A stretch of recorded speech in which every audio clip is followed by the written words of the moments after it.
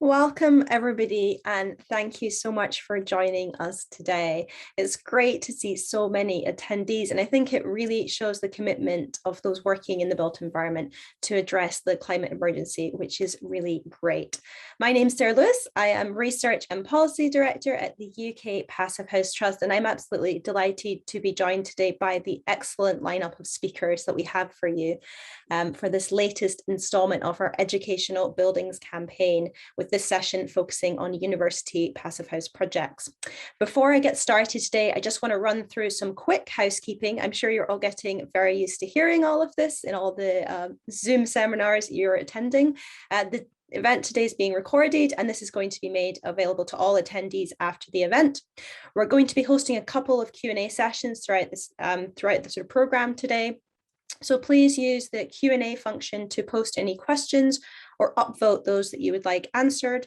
There's also a chat function today, and we would ask that you post any general comments, or if you're experiencing any technical difficulties or anything, post that in the chat, and the wonderful PhD team behind the scenes will try to assist you. But again, any questions, if those could go into the Q&A, please, that would be really helpful for us. So next slide. We've got the program. So we've got a really excellent program today. I'm going to kick it off with just a quick 10-minute intro to net zero, sort of putting it in the context of passive house. Then we've got a couple of presentations about setting a brief. So one is a new build case study, the Earn campus, and the second is a retrofit case study, the Entopia building. Then we're going to move on to talk about procurement and early design decisions with the UWE student accommodation. And then we've got a cost piece of research which is being presented, which I'm really looking forward to seeing. And finally, we'll be ending the session this afternoon talking about the appointment of designers and contractors. So again, we'll have a couple of Q&A sessions, the first after the brief setting presentations. So do post those questions in the Q&A and upvote ones you want to see answered, and we'll focus on those in that session. And then we'll be ending again with a Q&A session for those final presentations. So I will move straight on and get started with the sort of net zero context for passive house. So Laura, if you could pull up that presentation, that would be super. Thank you so much. So next slide. So the IPCC has identified a CO2 pathway that we need to follow to get to net zero. And that on this graph is the red line. But let me just put my timer on, otherwise I'll go over my 10 minutes. But you should note when you look at this graph that the red line is a steeper route than the route we took to get to where we are today, and that's the green line. So we can't therefore spend the next 10 years waiting for technology solutions or consulting on policy. We really do need to act now. We need to act today. Next slide, Laura. And how do our buildings fit into this picture? They contribute a whopping 27% of all emissions in the UK, so a major part of our footprint. And we also know that the majority of our buildings are really wasteful and inefficient. So critically, buildings are an area where significant savings could be made. Next. So how are we getting on with this challenge? Well, when we look at the greenhouse gas emissions from our buildings over the last decade, it's a bit depressing. We see that there's been no significant improvement in emissions. But setting a zero operational carbon target for our new buildings would be a clear and bold step to achieve genuine emission reductions. And many cities and regions around the UK and around Europe and the world are moving towards this goal. For a true zero operational carbon building, we must account for all of the carbon emissions generated during a building's lifetime. And this might relate to its, but this all relates to its use, but principally it arises from the building's energy demand. And it needs to include how that energy is generated, how it's stored, and also how it's delivered. Next. So what are the challenges that we face to achieving this? Next slide. First is the performance gap. Passive house buildings have been consistently shown to perform to design targets with no performance gap. By contrast, the performance gap in non-passive house new buildings is well documented, and a conservative estimate of its size is about 60% additional space heating demand from what was designed. And in some studies of non-domestic buildings, this gap has been shown to be up to a staggering 5 times as much energy was used in reality than the design team predicted. Next slide. So seasonal disparity is also a challenge. So in our future net zero nirvana, we'll not be burning fossil fuels. So there'll be no gas, oil or coal power stations, just renewable energy sources. However, there's this big problem with renewable energy. And essentially it's that the primary renewable energy sources we have aren't terribly predictable. So the wind doesn't conveniently blow at halftime during the World Cup final to when everyone stops to make their cup of tea. So it's, we might have enough renewable energy overall over the course of a year, but at some points we're actually going to have too much and sometimes we're going to have too little. So this creates this seasonal disparity and it results in this need for interseasonal energy storage, which leads to extra storage losses. And some of this energy is only going to need to be stored for a few hours, but some of it might be stored for weeks or even months at a time. And how much energy you lose is a factor of both the type of storage and how long you need to store it. So we have to include this in our calculations if we're talking about a truly net zero building. Next slide, Laura. And just to highlight, or just as I highlighted on the previous slide, our energy grid in the UK is gradually decarbonising. So in time, there's going to be very low emissions from buildings using that grid without significant energy efficiency improvements. So you do sometimes hear this argument using this logic that building efficient new buildings or retrofitting our existing ones to low energy standards is not really necessary to meet net zero. And we can just wait around for the grid to decarbonise. However, this could be a very dangerous assumption without considering the bigger picture if you click on. Whilst the energy offered by wind, solar and tide does indeed exceed our energy needs, our capacity to harvest that energy is not infinite. There is a financial and carbon cost for all renewable technology. So hence there's a limit to how much renewable energy we're actually going to have in the future. And this graph shows that saving energy through building more efficient buildings is cheaper than creating additional renewable energy. So investing in fabric energy efficiency just makes financial sense. Saving a kilowatt is cheaper than generating a kilowatt. Next slide, Laura. Thank you. As the grid is decarbonized, there is an increasing case to make more use of this electricity for heating purposes. So the total amount of renewable energy we can generate over the course of the year is not the only limiting factor. Perhaps more of an issue is the issue of the peak load that the national grid is able to deliver now and in the future. If you click. It's estimated that the peak thermal load currently demanded and delivered by gas is about 170 gigawatts. So that's the orange and turquoise bar in that graph. And the current electricity grid capacity is only around 60 gigawatts. And even by 2050, it's only projected to be 100 gigawatts. And at the same time, that's just buildings, but we also have to remember that all sectors, particularly things like transport, are going to be transitioning to draw their energy from the grid. So our renewable energy sources will need to cater for all their demands as well as the buildings. So we have to think about how much can we really allocate to our building stock. Next slide, please. So to make all of this work, we need heating loads and critically peak loads to significantly reduce through significantly better building performance to allow us to make this switch to electrical heating and realize the reduced emissions that the decarbonisation strategy has envisaged. So in all future scenarios, we need to reduce our peak load. And in our buildings, we do this by 1, demand reduction. So that's our fabric first passive house approach. And then 2, by using demand response and load shifting to spread the peak load out over the day. So in a typical building with a daily periodic temperature swing, the heat input cannot be shifted as the building's not going to be warm when it's required. But in a passive house, the heat can be input at any time of day as the internal temperature remains consistent. So the building acts almost like a thermal store, and we can quite happily load shift around the day, reducing our demand at peak times. Next slide, please. So a passive house building is a net zero ready building. Next slide. I just included this slide because I think it's really nice to see a comparison between this and the next slide of a building built to building regs compared to a passive house. So this chart is basically showing the energy balance of a typical building built to building regs. You've got the losses that the building has on the left and the gains on the right. And you can see that even with the solar gains and the internal gains, which is from the technology in the building, the people and cooking and things, the building's heating system has to do a lot. So that's the area shown in the pink bar to balance all those fabric losses on the left. Next slide. But this is what passive house does.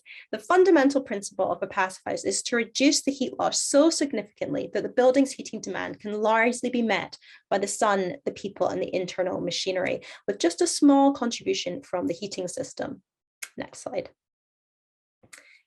So the passive house standard is often seen primarily as delivering low energy buildings, and it does indeed deliver buildings which demand minimal levels of energy when in use.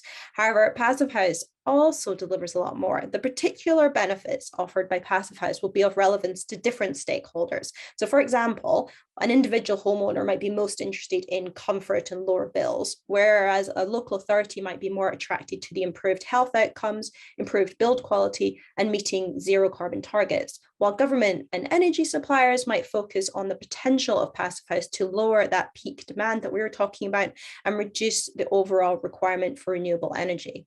So the Passive House Trust will be publishing a benefits guide. We're going to launch this at our conference later in the year, and that's going to set out the various benefits offered by Passive House in these different discrete areas, which will allow different stakeholders to quickly kind of focus in on the benefits that are of most interest to them. Next slide. So for me, the most impressive thing about the Passive House standard beyond the obvious exceptional energy performance is that comfort and health the standard offers. Can you click on, please? So there's this really strong link between cold homes and poor health, with them cold homes costing the NHS a huge amount every year, and thousands of people dying from the effects of living in cold homes. Next. Thanks. Whereas passive house are warm and comfy all year round. They've got better occupant health, mental well-being, reduced contact with health services, and reduced absence from school or work. We hear from so many occupants of passive house buildings telling us how healthy the buildings feel, how students in passive house schools are more attentive, and in homes that people are sleeping better, and more to the point that their young children sleep better, which I can attest to with my 3 and 5-year-olds in our passive house retrofit. So we retrofitted our home to the NFIT standard, the passive house retrofit standard. And when our MVHR system was installed, which brings fresh filtered air into our home 24 hours a day, 7 days a week, we noticed a real difference. And it should then be no surprise that for every £1 spent on improving our existing building stock, there's a 40p saving to the NHS due to these improved health outcomes. Next slide. And of course, the elephant in the room, the UK has some of the oldest and least energy efficient building stock in Europe, with 80% of the buildings that are going to be around in 2050 already built. This is a huge area where we need to improve. So retrofitting some 28 million buildings is a huge challenge, and we'll have to be realistic about what should and could be achieved. And while the very short presentation today is really focused on energy reduction and health improvements possible through passive house, it's also worth mentioning the huge embodied carbon saving delivered by retrofitting rather than rebuilding. So we must all be responsible with our finite resources and always think retrofit first. Passive House has a number of solutions to deliver retrofit projects, making it really widely applicable around the UK. Next slide. And we're also finalizing some graphic primers at the moment for both our passive house retrofit work and our passive house zero carbon work to make this research and these issues more accessible and approachable. In November, as I said, we're launching our benefits guide, and then click on, thanks. And then earlier this month with Letty, we assisted in the launch of their new retrofit guide, which we are one of the authors and supporting organizations on. Next slide. And finally, we need to use the platform provided by this event and others, such as the upcoming various events around COP, which kicks off on Sunday, to promote the tools that we already have available in our climate toolkit to address this emergency. The guidance provided by the Trust is accessible, it's free, and it's designed to provide practical guidance to those working in the built environment. A passive house building is a net zero ready building. It's really optimized for a renewable energy grid. So passive house is a proven approach to close that performance gap and deliver on the net zero challenge, making both new and existing buildings optimized for that decarbonised grid and designed to provide the very best in occupant comfort, health, and well-being. It's no time to reinvent the wheel. The tools we have, the tools that we need to deliver on our pledges already exist today. So we really do need to get to work. So the presentations that we're going to have today are all going to be focusing around how we actually deliver these buildings, which is really great. So I'm going to move straight on and introduce our first speaker. Thank you very much, which is Barry McCarran. Barry is acting head of business development within Southwest College. He recently completed his PhD research in monitoring indoor radon concentrations in certified passive house buildings, and is also the current chairperson of the Passive House Association of Ireland. So we're really lucky to have Barry with us today. He has a broad research interest in the area of building energy performance and indoor air quality in buildings, and his research has been, or he's carried out his research around post-occupancy monitoring of certified passive house buildings internationally, both in terms of where he's carrying out the research and also where he's presenting it. So we are very lucky to have him with us here today. And Barry's going to be speaking about Earn Campus as a case study project for his presentation. We're really keen that you do post questions to Barry, and I'll pick those up at the Q&A session. And I'm really looking forward to your presentation, Barry. So without further ado, straight over to you. Thanks very much, Sarah. That's a great introduction. Very, very kind. So as Sarah said, yeah, I am going to give you an introduction today to our new Earn Campus building, which dovetails really, really well with Sarah's introduction piece there on net zero, and also looking forward to the questions that will come of this. So here we go. This is our new building. It opened just gone by last month in September, and students have been rolling through the doors now for about a month. And to date, everything's going really, really well. It is, for those who don't know of the project, the world's largest passive house premium building to date. So we're really, really proud of that in the college. And that's where I'm going to start the presentation, but just really giving a wee bit of an overview of Southwest College. It is an FE college, further education, based in the west of Northern Ireland. It's the largest of all the FE colleges in Northern Ireland as well. And we have 5 campus buildings, and at each campus we have this innovation centre footprint at each of our campuses. And that's really where the story began for us. I've just this slide in between before I get to that. So again, this really is just repeating what Sarah was saying. You know, the time is now. I personally feel there's a lot of convergence with all of the narrative coming pre-COP and then post-COP as well. It seems like, you know, passive house is time is really coming to the fore. But as I said, this at Southwest College, we have an innovation centre at each of our 5 campuses. So in 2015, we had 4 of these campuses or 4 of these innovation centres built, and this is when I joined the college. So around that time, we started developing plans for our CREST Centre, which was an EU-funded programme at the time, and this is when we built our first of 2 now passive house buildings, which was the CREST Centre, and it opened in 2016. And from that, we used the building as a vehicle to deliver our passive house training. So we delivered the passive house consultants or designers course, as well as the passive house tradespersons course, and we're growing that, albeit incrementally, to meet demand in Northern Ireland, and also now maybe adding an international dimension to it as well. So that's really how the journey began, and this was sort of embryonic for the development of the Earn Campus as well. So really the learning and the experience from our CREST Centre developed the plan for the Earn, and the whole idea was that we were going to replace this building here, which you'll see on screen at the moment. This was our Fairview campus, also based in the town of Enniskillen, as I said, in the west of Northern Ireland. So this campus building was typical of its era, 1970s building, 50 years old at this stage. And the energy performance certificate inside the door, had it at 152 kilowatt hours per meter squared for the heating alone. And what I was able to do before we decanted and moved to our new building was get a handle on, roughly our fuel usage for this building. So it was using, give or take, depending on the fluctuations of weather, about 100,000 litres of oil a year to heat the building. And this was costing, again, a circa, again, fluctuating up and down. I averaged this out over 3 years. So it was costing £51,000 sterling a year to procure that oil as well. So that was really what we had with our existing campus before the Erin campus came to fruition. So the brief for the building was really, it was on the site of an old hospital in the town of Enniskillen. And you can see from the panoramic photograph there, its context and relationship to the waterway, actually, and also the town there as well.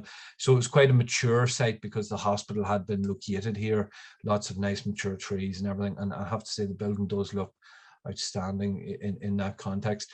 But the brief was to have a world-class building. The management of the college and the board of governors really have to be commended in trying to go best in class, go that extra bit and reach for the stars, as it were, with this building, and that got over the line in terms of the business case. And we were going for Passivhaus Premium, and the BREEAM Outstanding standard as well. So that was the brief for the project. What was really maybe early doors quite a consideration was the mixed use of the building. It is an FE college, so it does have a lot of different demands. It's not a single use like an office or the domestic home situation. We have a large theatre for events, which could be up on 200 people at any given time. We have a gym facility, which you can see in the photograph, and hair and beauty, and also not in the photograph as well is a catering school as well. So there was different things to reduce energy loads there, like induction cooking rather than gas and different things. So hopefully we can tease that out in the questions. It's hard to capture it all in the presentation while we're in the flow. So again, these next couple of slides are going to really talk through what we like to call the 5 passive house principles to give you a bit of a technical look at the building. So again, the first principle of passive house being super insulation. The floor, wall and roof U values are provided here, along with the various percentages of surface area, to give you an idea of the building. So again, all of the U values coming in line with passive house levels. The building itself is mostly timber frame in terms of the walls. There's a large amount of curtain walling, which you've seen. The roof as well, you can see there is lightweight in its essence as well, with 140 mil insulation. And of course our floor has significant amounts of insulation in it as well. So again, we can tease that out in the question. I'm trying to keep it pretty general rather than going into a deep dive on the technical. The second principle really is when you're adding all of this insulation is really how you address thermal bridges. And from talking to the people on site as the building was being constructed and being in and around at various times, the various project teams, this was something that was relayed to me that was a bit of a learning curve in terms of something that hadn't been maybe done to this level before. There was things that, even early on in the structural steelwork, having thermal breaks and procuring the thermal breaks for the steelwork, all the way through to the execution around various details in the building. So the thermal bridges really were a new consideration for the team. And again, for people who are outside of the passive house community and are coming to this for the first time, or indeed professionals, you know, hearing about a building like this for the first time, one of the things that my colleague in the Passive House Association of Ireland, Tomás O'Leary, regularly includes in a project that he would be presenting is, you know, just to give an understanding of the amount of thermal bridging that was in the building, that this was 4.5 kilometres of thermal bridging was assessed in the Erne campus project. So one of the things, and it does relate to something Sarah said in the early presentation, was what if that wasn't assessed? This would have been 4.5 kilometres of thermal bridging that would have contributed, of course, to that energy gap that she was referring to. So again, there you go. 4.5 kilometres was thermally assessed, and we can see some of the details here of the temperature fluxes and the modelling that was carried out on the Erne campus. The third principle, if you like, is of course the windows, and in our building there's quite a lot of curtain walling on the south side of the building, so we can see the various metrics. Again, I'll go light on that from the PHPP, but typically as windows, and if I draw your attention to the temperature or the energy balance, similar to what Sarah's shown in the introduction as well, we'll see that if you look at the two numbers in terms of the losses and the gains for the yellow, the yellow represents the windows, you'll see that over the course of the year, the windows are actually taking in more energy than what they're losing, which means that that's a gain, a net gain over the course of the year. That's one of the things to point out. The other graph, for anybody looking this back in the video later on, is just it shows the various orientations of the building and the corresponding heating gains through each elevation of the building as well. We can see here from looking at it that the south has more gains than losses, and the west works out about balanced, and the north and east, of course, are losing over the course of the year. The fourth principle, which goes hand in hand with the mechanical ventilation, which I'm coming to, is of course air tightness. Air tightness being the fourth of these principles. So because the building was so big, maybe sometimes people don't know that the favourable surface area to volume ratio worked out really well in our favour. So that meant we were able to target, rather than 0.6 in terms of air tightness, 0.3, and considering the nature of this webinar and passive house for educational buildings, this is something I think is worth, you know, really underlining. You can really go for a low level of air tightness in a large building, and that really helps, you know, give wiggle room with respect to other areas of the thing, and will also help with the cost efficiency potentially as well. So the air tightness came in at hit just missed this target, but 0.36 air changes with the final test. And then, of course, the MVHR system. Now, this is it's very hard to explain. You could almost do 45 minutes on this on its own, but we have underground preheating before any air enters the building. So in the summertime, through the earth tubes, we're able to cool the air, and of course in the winter time coming up now, in the next couple of months, we'll be able to preheat air before it comes into the building. And it's quite good being on site now and having the building realized, and having took some people on tours now. We have a gantry at the back of the building, and this allows people to see exactly how the building's working with the ventilation system. So we have, first of all, I suppose, stage one, the earth tubes doing what I just said. Then everything comes to a large mixing box for the whole building, which is controlled by the BMS. And then in the third stage, we have really two big, large air handling units. One is directly serving large open spaces in the building, such as the theatre hall, and other large spaces like that, like our library and various things. So that's direct heat exchange with the air handling unit there. They're 84% efficient. They're thermal wheel as well in terms of the heat exchangers. And then the other part of the building then is a mix where one air handling unit is serving other classrooms with VAV boxes And then also on the third floor, we have individual room by room mechanical heat recovery ventilation in those spaces, which are directed outside through the roof. And this all is managed by the BMS system, along with the atrium, which provides an element of natural ventilation there as well, with passive stack ventilation. So it's a mixed mode system, and it is employing both mechanical and natural ventilation as well. So again, when you're looking back at the recording, you can follow the schematic there on screen, and it should help underpin some of the comments that I've said. But again, it's a light touch considering the flow of the presentation.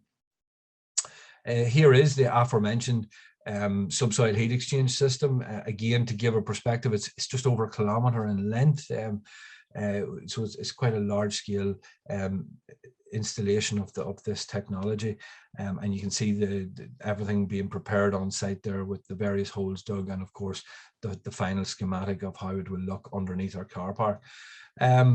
So the heating of the system, again, we've an 80-20 split here. So it's a micro oil CHP unit, bio oil, sorry, micro CHP unit, serving 80% of the space heating demand and 100% of the domestic hot water. And then we have in the atrium, we have an air to water heat pump serving the atrium space, which covers off the remaining 20% of the heating demand. So that's the various technology used with respect to the serving the heating demand for the building, which of course is very low. As I said at the start, it's a Passivhaus premium building. So with that, of course, we have a significant use of renewable energy. And again, to go back to Sarah's introduction piece, this really does dovetail with it. Because we have this really, really high performance building with a really, really low energy demand, it does really facilitate the use or the installation of renewable energy, either at the point of construction or later on as a bolt-on. So that's one of the real strengths of Passivhaus, which has already been articulated. But in our building here, and we can see some of the lovely shots at the bottom, looking at the roof, and again its relationship to the townscape, we can see we've almost 14 tennis courts in terms of PV installation on the roof in terms of size, and that's given us quite a lot of generation, which I think we have here in the next slide. Yeah, so again, various different systems coming together to give us overall there at peak, we're up around 60,000 kilowatt hours on a month by month basis. So it's really strong. You can follow the bell curve there with the natural weather in the UK. And again, we have some battery storage in play here as well. Again, we're looking at a 460 kilowatt hour to a 180 kilowatt hour peak lithium battery storage system. And again, this helps contribute as well to our primary energy renewable, and leaves us with the Passivhaus premium certification. Again, another aerial shot just showing the nature of it all. When you see it all, just not individual shots, I think that does some merit to explaining the site, and again the mature site as well as the renewable energy itself. And then for those of us in the Passivhaus community who want to know the various metrics, I included this slide just to give the context of those. So again, 0.36 was the final air change, so we round that up at 0.4. Our actual energy demand came in at 8 kilowatt hours. The energy load was 9 kilowatt hours per meter squared per year. The primary energy and the primary energy renewable, the 4228, and then the renewable energy generation was 116 kilowatt hours per meter squared per year. So all of those numbers combined to give us Passivhaus premium, those last three. Overheating, this was something whenever maybe somebody looks at the building initially might get concerned with the large amount of curtain walling to the front. In the PHPP, it's assessed or reduced to 2.6%. This, of course, could have been lower. I think there's a lot of good guidance on this already provided by the UK Passivhaus Trust, but it is critically below best practice, which is the 5%. And to date, we've a really good experience internally. I was really trying to get the numbers together for today of the first month, but it just proved we couldn't get it done in time. But overall, really good. We did experience, just at the point of handover, a little bit of a peak in overheating, and that all corresponded with the quite extreme weather that we had across the UK at that time. So I think all buildings would have suffered in that context. But again, I think the building is doing more than the normal building with respect to overheating. And then, you know, just relaying to my own research interests as well, this is something we're also pulling out of the data from the Erin campus going forward as well, is a little bit of work around COVID. Again, we've this lovely controlled environment at the moment where I was already saying to you, we have 5 college campuses. 3 of them are of the same scale as the Erin campus. So we're going to monitor, you know, internally among staff and students, the COVID situation, and correspond that with the performance of the Erin campus and the other campuses, which are not passive house buildings, to see, can we, you know, find any interesting findings in that as well. But again, for those who maybe are not within the passive house community, this really is a really good solution, I suppose, post-pandemic, where, you know, having, you know, incoming air, you know, fresh air coming into the building, recycled air pulled out, and getting heat exchange in the middle. It also offers the opportunity to reduce the CO2, which is a proxy, of course, for COVID spread, and really interesting space there as well. So again, I want to share with you, of course, as well, the costs of the building. The building came in on time, a little bit over time with budget, with COVID and everything, but the building came in critically under budget, or just on budget. And you can see what I've provided there for you. You know, so you're looking at a £3,500 cost per meter squared of floor area when you see the building all completed. And I have various internal shots. Look forward to welcoming hopefully many of you to the building over the coming years. It really is quite stunning inside as well as outside.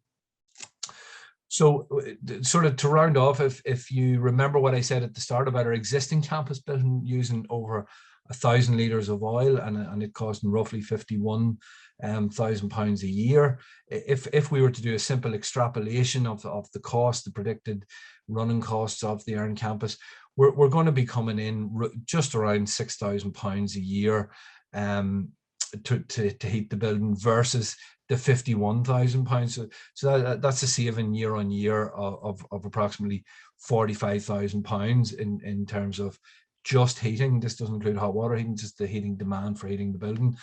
So that represents an 88% saving. And if we extrapolate that over the 25 years in terms of costs, you know, the building is going to have at least £1 million in cost savings over its duration. In terms of conclusion, for us in Northern Ireland, for us being an FE college as well, the building is significantly significant for the region as a whole, and it really does show best practice and hopefully an international exemplar of passive house. And hopefully, you know, it's broke a glass ceiling, and it means that many other, you know, public bodies will consider going for the passive house standard and having a building that really does perform and really will meet you know, our climate change obligations going forward as well. And for us, it really sort of underpins what we've been doing for a while now in terms of, you know, cutting our teeth in the area of passive house training, and this really all is manifesting itself now with induction, I suppose, into the UN Centres of Excellence for High Performance Building, which is going to get signed later on in the first week of COP this year. So we're really excited about what the building's doing, what the building's done for us, and you know, we're really keen to share the experience and the challenges with everybody who wants to talk to us, really. Again, just a few closing shots of the building just as it was being completed. We've seen some of them already, but hopefully the photographs really do the building the justice it deserves. And we can see some shots internally. Now just a thank you at the end. Okay, oh, there's one last thing I wanted to say, which is really about the upcoming plans from the college to everyone as well. We're really looking at this idea of a summer school, and we're you know going to liaise with the various peoples. There's the Passivhaus Association of Ireland, the UK Passivhaus Trust, and we really think we can do something special for a week in the year with an international summer school. So we're really looking forward to talk to people about that. Anybody out there that's listening to that and wants to talk more, we're all ears. Of course, COP26, there's already enough stuff out there, so we're involved integrally in some of that stuff. But one of the things to really round off on is the college is really going through a cultural shift as well, and the building has been a springboard for that. With we've embraced this one planet living standard, and we're looking to implement that into all areas of the college, be it the various schools and faculties and impact areas that we wouldn't have thought were possible with sustainability, such as hairdressing, cooking, and all the various areas. So we've really had a really positive embracement of that from the staff and the students, in fact. So it's a really exciting time in the college, and the building has acted as a catalyst for all of that. And we're going to also hopefully do the 7-day challenge, which started last year from all buildings in the Passivhaus, where we switch off all the heating and we see what happens with the numbers over 7 days of no heating. So we look forward to that. Of course, the team deserves some credit there as well. It's on screen. People will be able to see who the key people were involved on the project. And it's a big thank you from me, and my details are there. So I'll hand back to Sarah now. Thank you, Barry. That was great. I'll definitely take you up on the invite for a visit. And thank you so much for that presentation. It was really great to have the presentation. I've read about the project, and I've actually seen some presentations before, but I do always come away with some new information or something interesting to think about. So thank you for that. You managed not just to give us a high level overview of the project, but also you managed to get into some of the really interesting details. And those have been prompting some great questions in the Q&A, but we'll save those for our Q&A session. And before we get started with that, I'm going to go and invite up our second speaker of the day, which is Alex Reeve. I'm really pleased to be able to welcome Alex today. He's an architect with a real passion for integrating the disciplines of architecture, engineering, and building physics. In 2017, he moved from architectural practice to work with the University of Cambridge sustainability team, and he was tasked to help deliver the university's target for carbon reduction. And it's a science-based target that requires the university to achieve zero operational emissions by 2048. And Alex's role as the sustainable construction manager includes contributing to the business case for projects, monitoring compliance with sustainability targets, evaluating performance in use, which we know is just so important, and helping to develop strategies for reducing dependence on natural gas for heating. Alex is going to be speaking about a retrofit project today, the Utopia project. Retrofit, as I mentioned at the start of the session today, it really is a huge challenge and one that we absolutely must embrace and get right to meet our climate pledges. So I am really delighted to hand over to Alex, and I'm really pleased that he agreed to come and talk about this critical issue today. I believe Alex also has a video which will be part of his presentation today. So fingers crossed the technology all works, and that'll be nice and smooth. So over to you, Alex. Great, thank you. So let me just share my screen. Right, so hopefully, are we there in terms of seeing my slideshow? That looks great. Yeah, ready to go. Great. Oh, first hurdle crossed. So thanks very much for that introduction.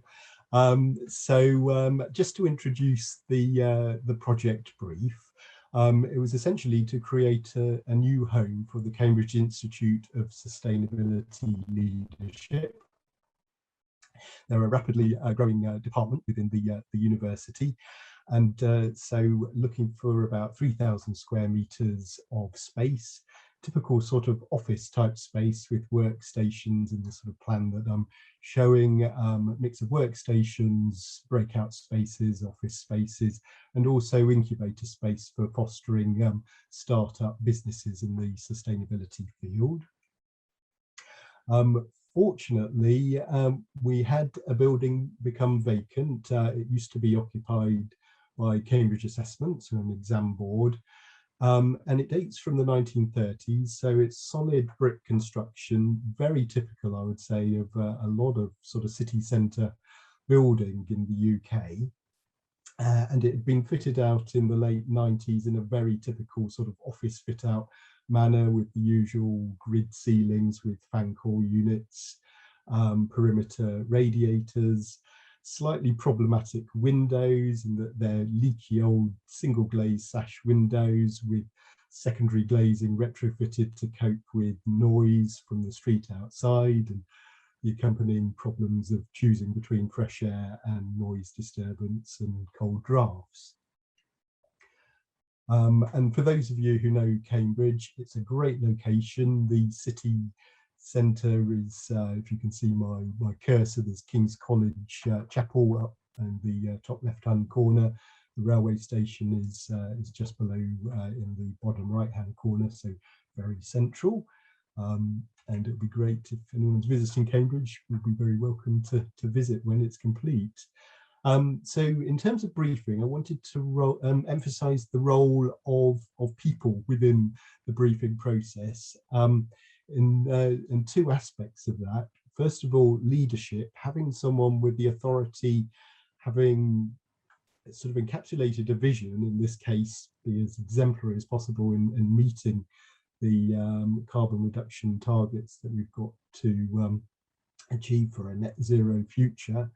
In this case, we were fortunate in that the director of the Institute, Polly Cortis, had the authority and the influence to negotiate approvals processes within the university, go out fundraising and really sort of get people excited about how this building could act as a catalyst for change.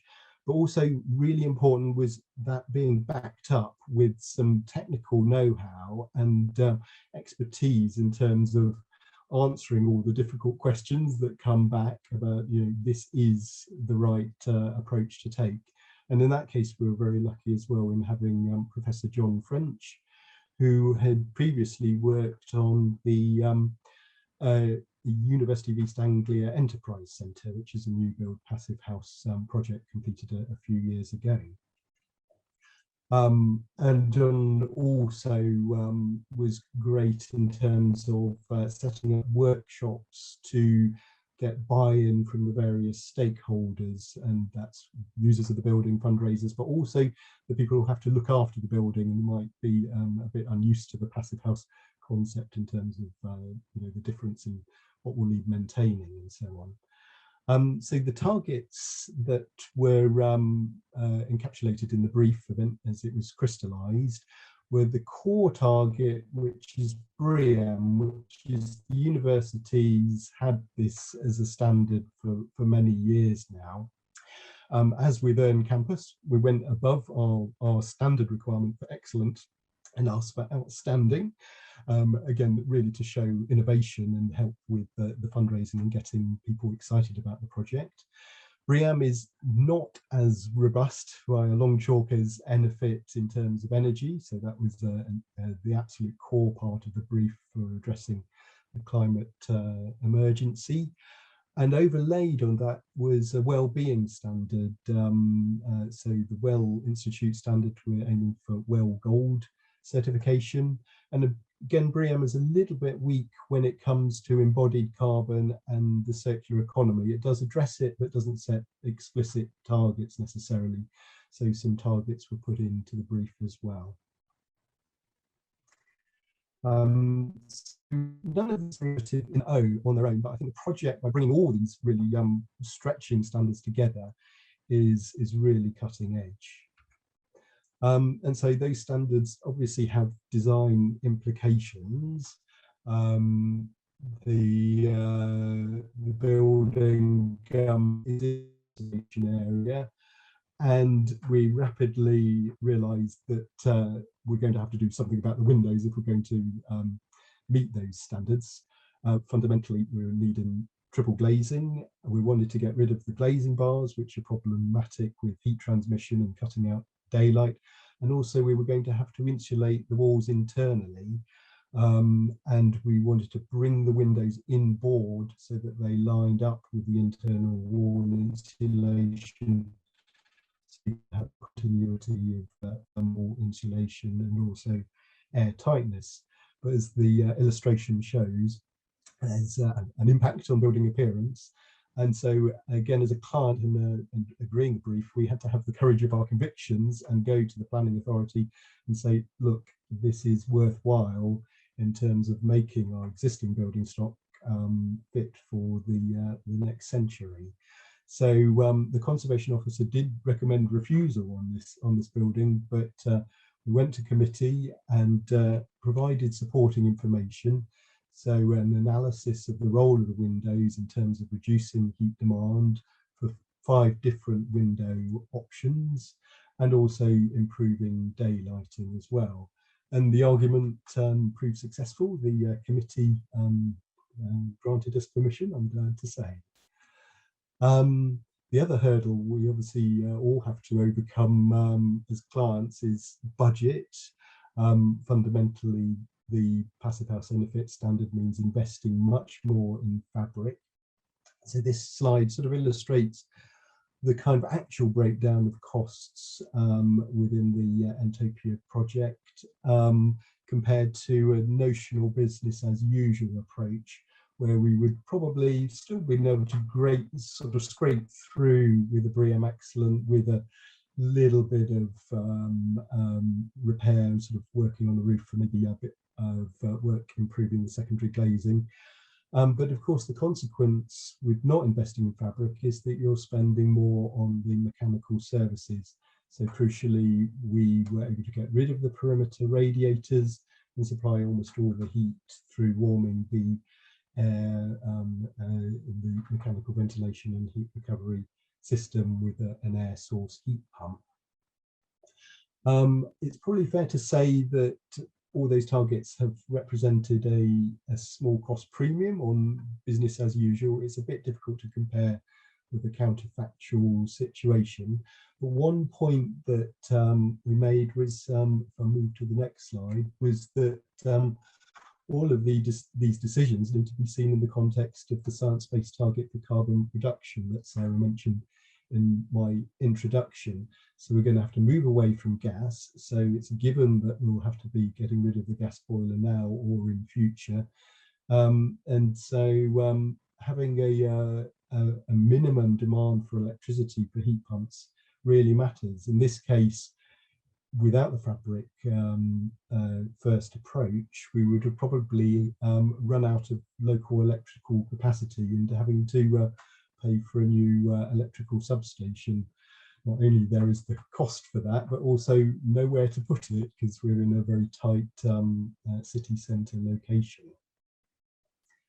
And of course, there's a life cycle cost benefit, which those of us in the higher education sector, we should be taking a long-term view. We're not worrying about the balance sheet over the next few years. We will have these buildings in our estate for decades to come. The existing energy consumption was, of course, very high. The predictions, which as we said in the introduction, we hope are pretty robust, show a pretty dramatic cut in energy costs. That was folded into the business case to help justify the project. So here are the actual figures taken from last 2 years of occupation, even higher than the building that Barry was talking about at 223 kilowatt hours per square metre in gas. Electricity also high, and the passive house approach, the prediction is less than 60 kilowatt hours per square metre. So actually, even though we're switching away from gas heating to air source heat pump, we're still reducing our demand for grid electricity. And actually there will be a photovoltaic array on the roof which will further offset that that figure. And I just wanted to talk about the capital projects process within the university.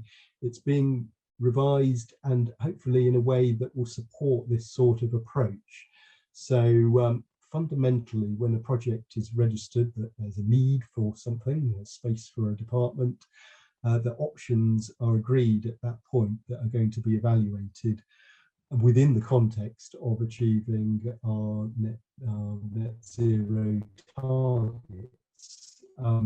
And that really ideally is going to include passive house versus an alternative approach to achieving that, with explicitly on the table at the end of the feasibility study what the relative operational and embodied carbon impact figures are going to be to inform that decision. So when you translate them into the Entopia project, using benchmark figures, because at feasibility we won't have done a lot of analysis, we're certainly on course to get under 200 kilograms of carbon dioxide emission per square metre for embodied emissions from cradle to building handover. That's still over 500 tonnes, but if we'd been building new, you're probably 3-4 times that figure. So already a big improvement for retrofit compared to new build. And then really the extraordinarily low operational energy translates into very low operational carbon emissions, especially when you consider the decarbonisation of the grid that we can expect over the next 30 years. We're not yet assessing in the approvals process emissions due to maintenance, repair and refrigerant leakage, but we're sort of on a journey to include that, and it's fair to say they're relatively small compared particularly to embodied carbon. There's also then a sense check prior to planning application once the design team have actually done proper modelling of the agreed solution. And then our procurement method is typically, once we have planning, to hand over the project to a contractor as a design and build project, and the contractor to develop the technical design. So another sense check, especially in case there's been some value engineering, to double check that we're still on track with those figures in terms of operational and embodied carbon.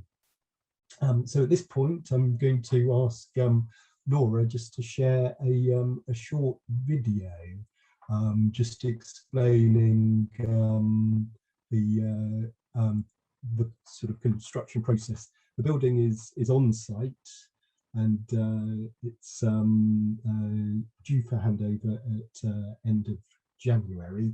So this will show some of the construction that's been going on in the last few months. So fingers crossed the video will work.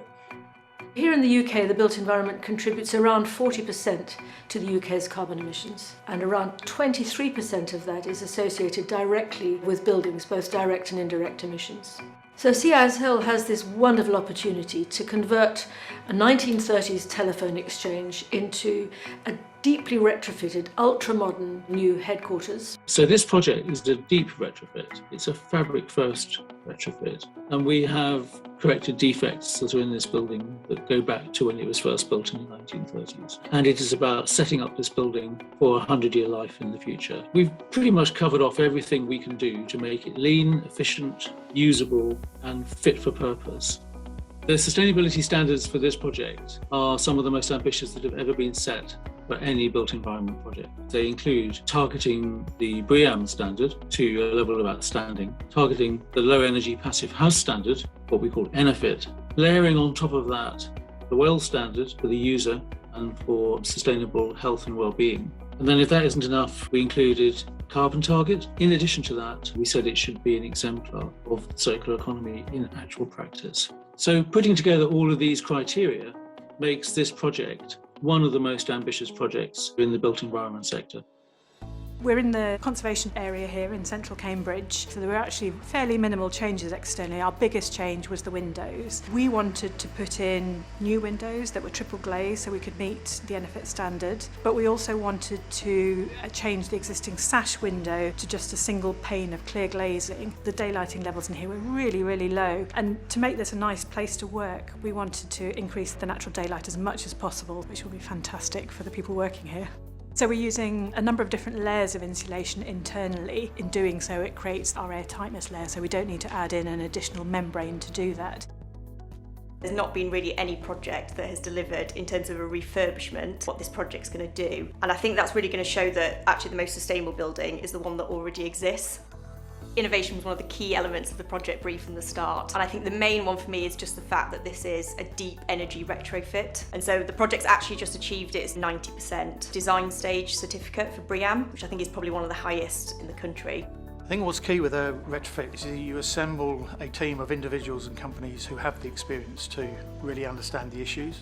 They've got to buy into the shared vision. Quite simply, without collaboration this project would not happen.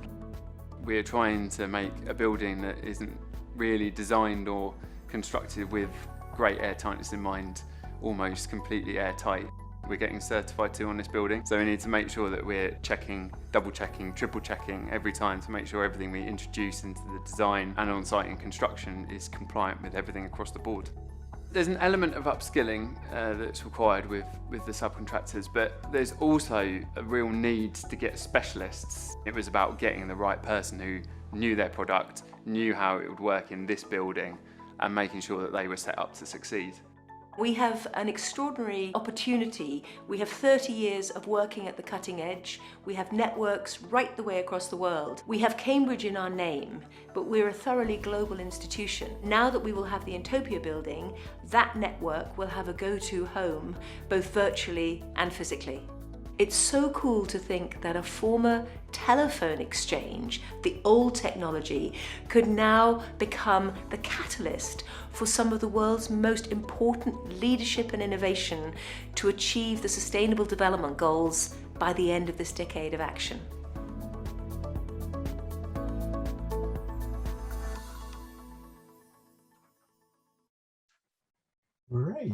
Right. So I think the technology worked, which is always a good start. So if I just bring up my slides again. There we go. So just to conclude, a couple of links on the screen for more information. An article that's been written that I've co-authored with Archetype and the that video, and keep an eye on the Cambridge Institute for Sustainability Leadership website, because more information will come in terms of blog posts about how the building's being delivered, and they have commissioned a researcher to produce a detailed case study about how the design was developed and the technical details and so on.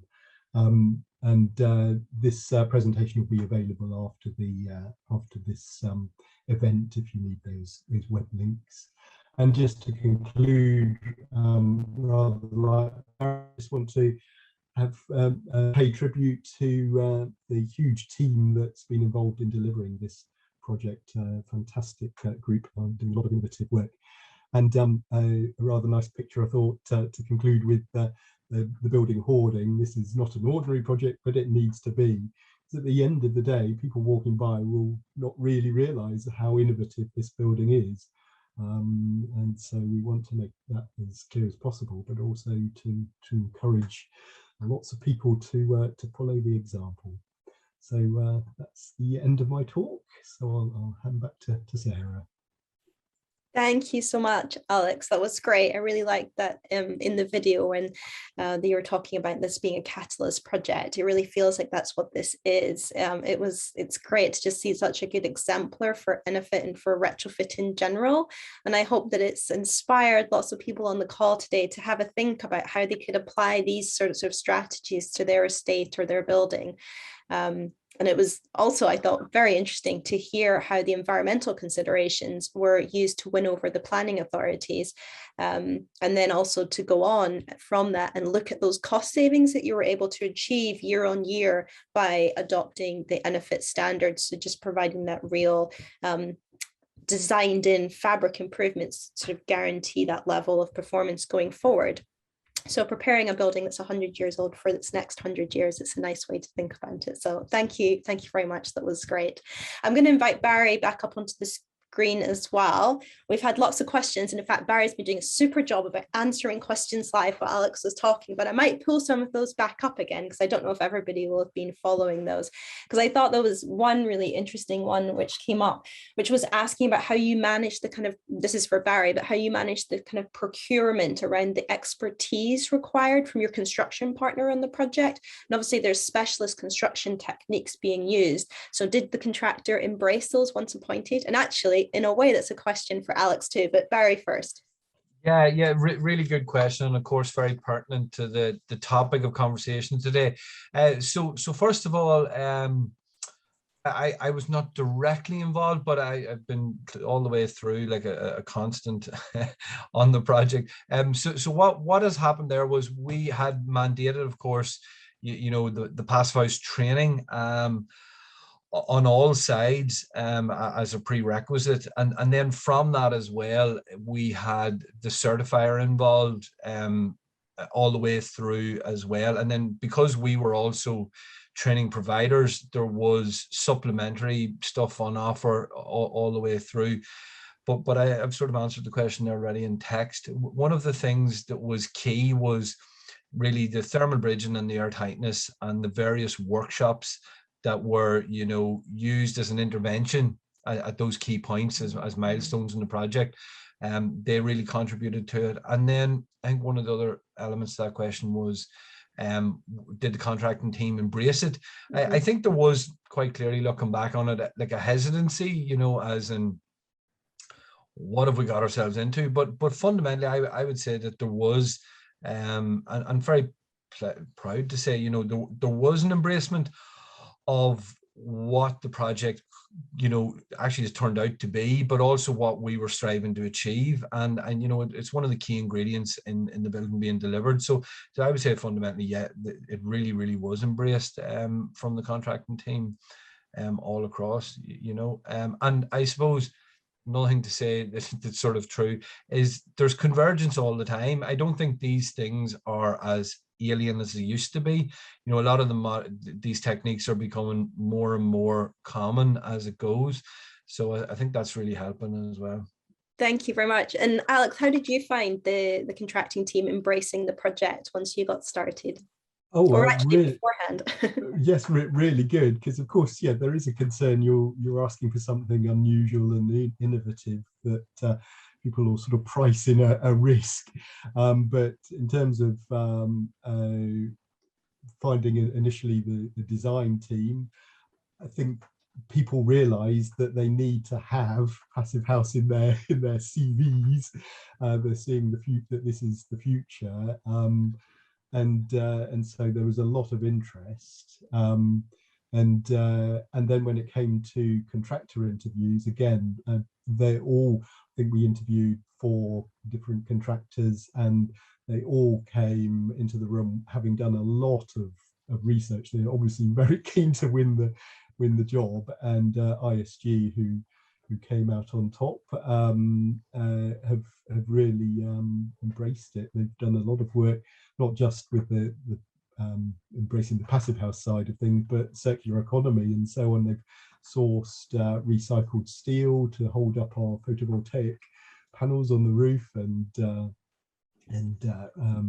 found a spare lighting for the building, and also reused reception desk and other furniture. So they've been great. But there is, I'm sure, an amount of upskilling that the just commissioning the project has generated. So hopefully all the people who've worked on this project will go out, and it'll sort of, each project that happens will spurn, you know, multiple children, hopefully, because all the people involved feel that much more confident. And going back to risk as well, in terms of cost, the risk really is about working on an existing building, not so much the passive house in this case. If there are sort of changes that are encountered on site that are forced because of, uncovering something unexpected, perhaps the passive house magnifies the costs a bit because you've got to be so rigorous in all your detailing. But that's worth saying, really, that the feedback we've had from the team is the risk is more about retrofit than passive house. Yeah, absolutely. I mean, I think there's a couple of things you brought up there which are really important to highlight. And one is the idea that, when you are retrofitting, you're already significantly reducing the embodied carbon of a project.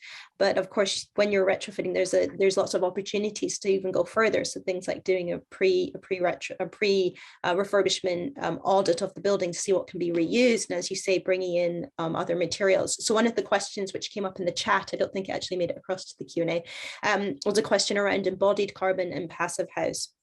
So while the main passive house calculation doesn't include embodied carbon, there is a bolt-on tool called the pH ribbon, which you can use to do passive house embodied carbon calculations. Was that used on either of these projects? Or did you use other tools, and what did you use? Yes, I'm happy to answer that from our perspective. Yes, so we're doing post-project, we're going to be carrying out a passive house ribbon calculation for the building, and we might also contextualize that with respect to decanting from one campus to the other campus as well, and what could have been done there. But still, the Earn campus is going to be, and we're hoping to publish that in Passivhaus House Plus magazine as well. So we're working towards that with other people. That's great. So you're still learning from the project, still more to come. That's great. And it's all stuff that, I think as these topics are raising up on the agenda, traditionally, when you looked at a building's energy use, the operational energy was so huge, it was really a thing we had to focus on. But once you get down to the passive house level of performance, suddenly the embodied carbon of that project becomes more significant as a percentage. So it is something which I think is raising up the agenda for lots of designers, which is, I think, why more and more people are using things like the pH ribbon for the passive house calculations to get that feedback. Alex, what about you? It sounds like you did quite a lot with embodied carbon. Yes, because there was a target set. So the tool that's been used is called EcoLab, which I think Archetype were involved in developing. It's as a retrofit project, it's had its challenges in terms of sort of measuring the quantities of everything. It took a while to sort of get that established, and of course data is not very complete in a lot of cases, but it's been really valuable. We are looking to be under 200 kilograms of carbon emissions per square metre gross internal area. A lot of that is going to be things like the triple glazing and it's all new mechanical and electrical services within the building. The actual insulation element, because it's largely bio-based materials, is relatively small. And we did things like use timber stud work in the partitions. It's been really useful because it's the very first project where we've actually measured embodied carbon for a retrofit. We've been doing it for major new builds for a while, and it comes in sort of certainly over the 600 kilograms mark typically, and that's excluding often services and finishes, whereas the figure I've just quoted does include finishes and the building services. That's really great. That's really good to hear. And I think all these extra layers of kind of exemplar standard being applied to these projects really sets the bar very high for us all to follow. So thank you very much. I think I'll finish on one last, it's a very technical question, which you haven't answered yet, Barry, so I'm going to give it to you now, see if you can answer it live.